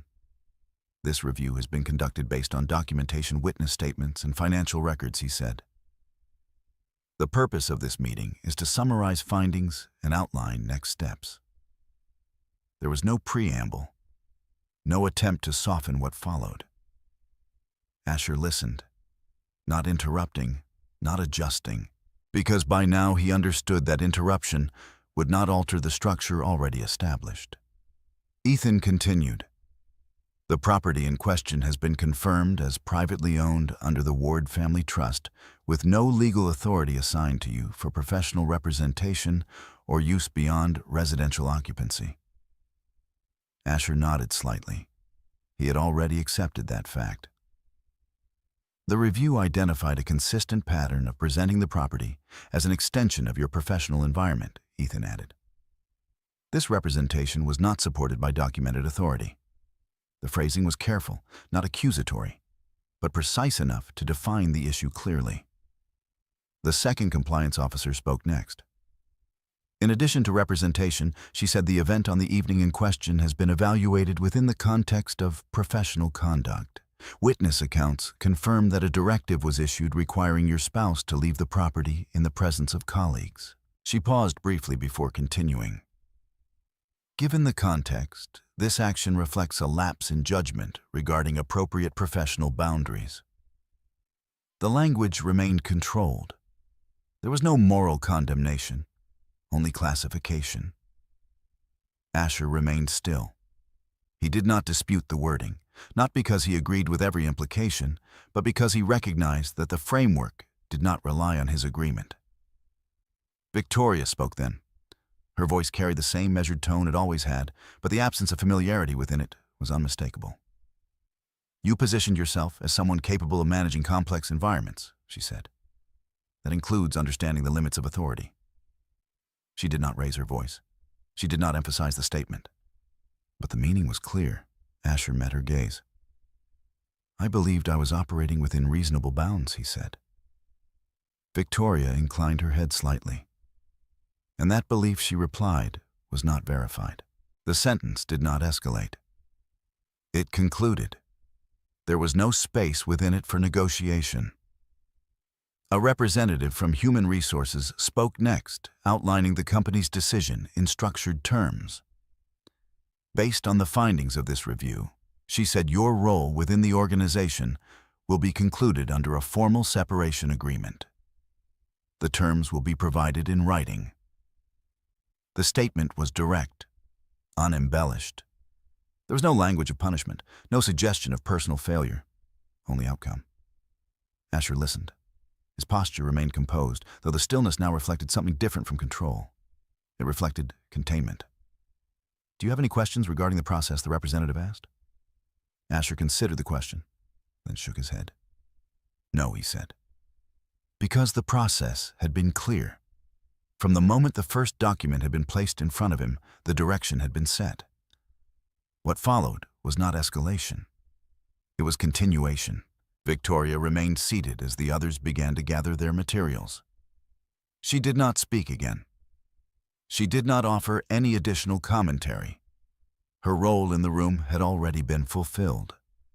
Not as an accuser, not as a defender, but as someone who had observed, assessed, and ultimately withdrawn alignment. Asher stood. He did not rush. He did not linger. He simply acknowledged the end of the meeting with a brief nod and walked toward the door. No one stopped him. No one needed to. Outside the building, the air was clear, carrying none of the tension that had filled the room moments before. The city moved as it always did, indifferent to individual outcomes structured by systems that extended far beyond any single narrative. Asher paused briefly on the steps. Not to reflect, not yet, but to recognize the shift that had occurred. His position, his access, the framework within which he had operated.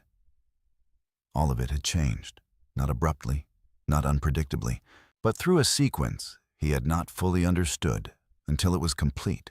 Across the city, Brooklyn Ward sat in Naomi Pierce's office, reviewing the final documentation that had been shared with her.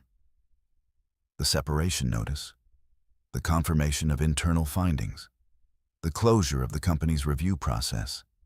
Each document aligned with what had already been established. There were no surprises.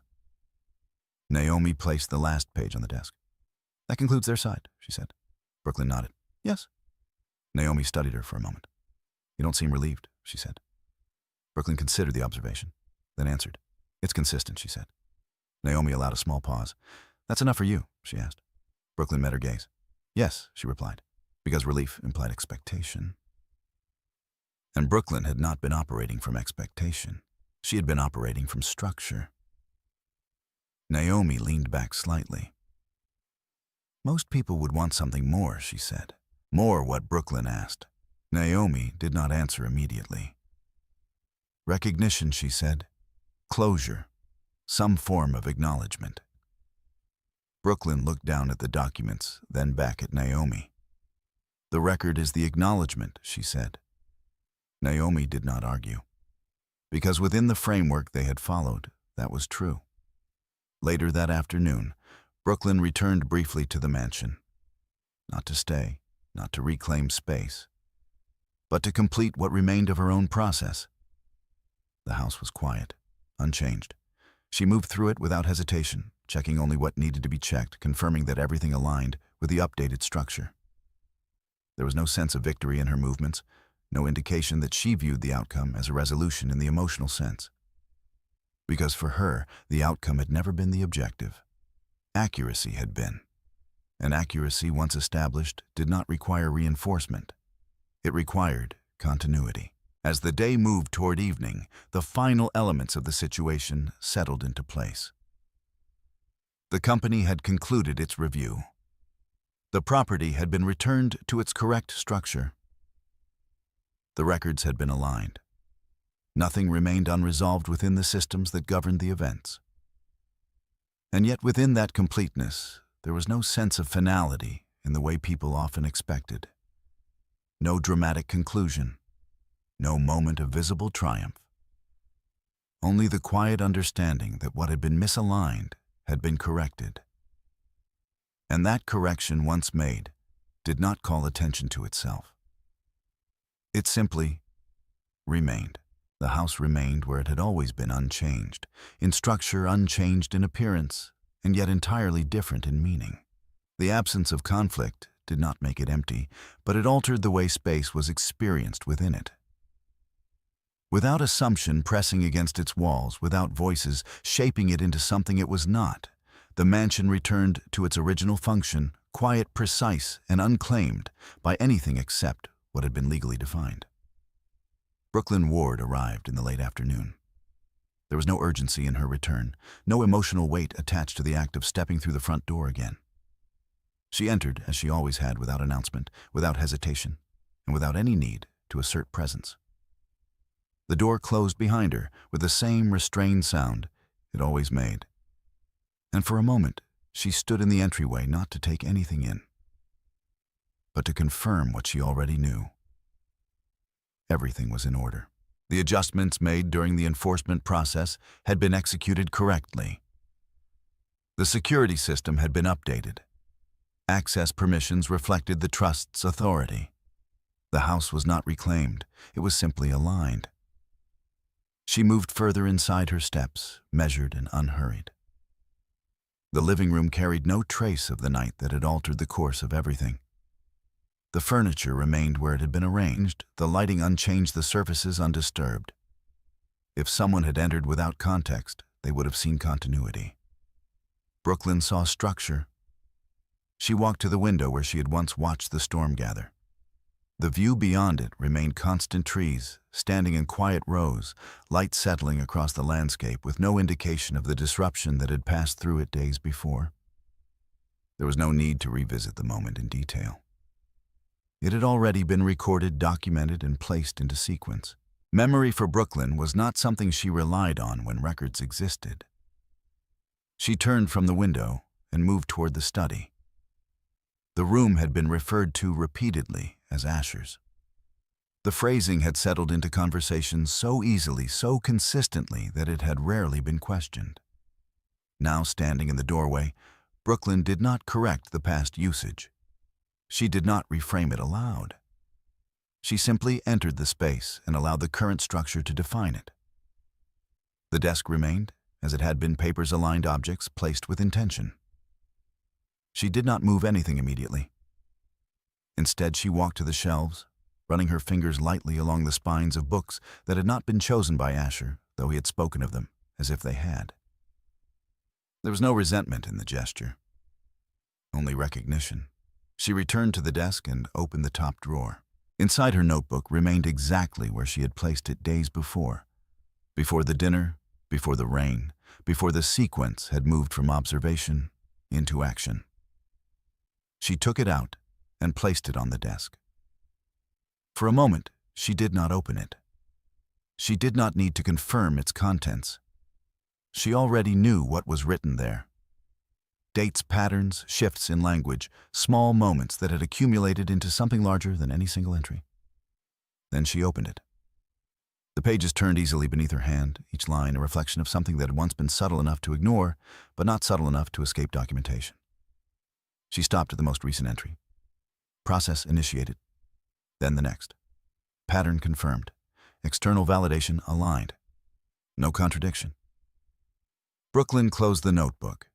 She did not add anything, because there was nothing left to document.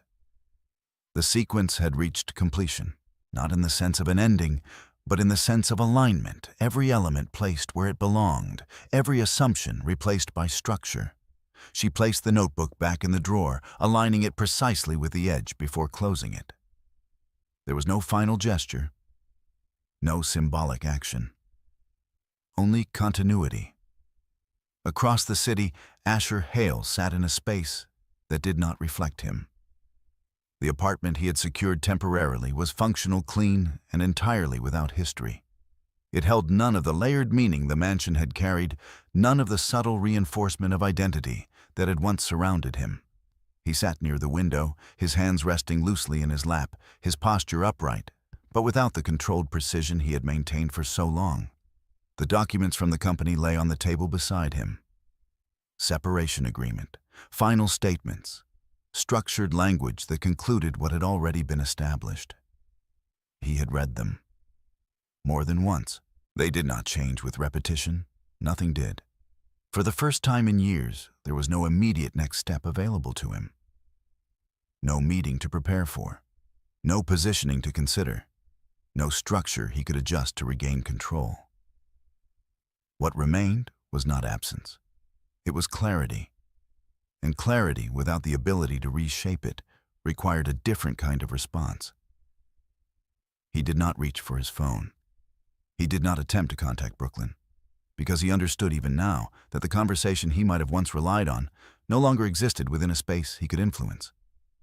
It had already been recorded, defined, closed. He looked out the window, not searching for anything specific, but recognizing the absence of what had once framed his perspective. The house had not been his, not in the way he had believed, and the person he had stood beside within it had never been defined by the role he had assigned to her. That realization did not arrive with force. It settled, gradually, without resistance, because there was nothing left to resist. As evening approached, Brooklyn moved through the house one final time, not as a farewell, not as a ritual, but as confirmation. Each room remained as it should be. Each system functioned as intended. There were no gaps, no inconsistencies. The structure held. She returned to the entryway and paused briefly. The door stood closed. Not as a barrier, not as a symbol, simply as part of the house. She reached for her bag, ensuring that everything she needed was with her. There was no need to stay.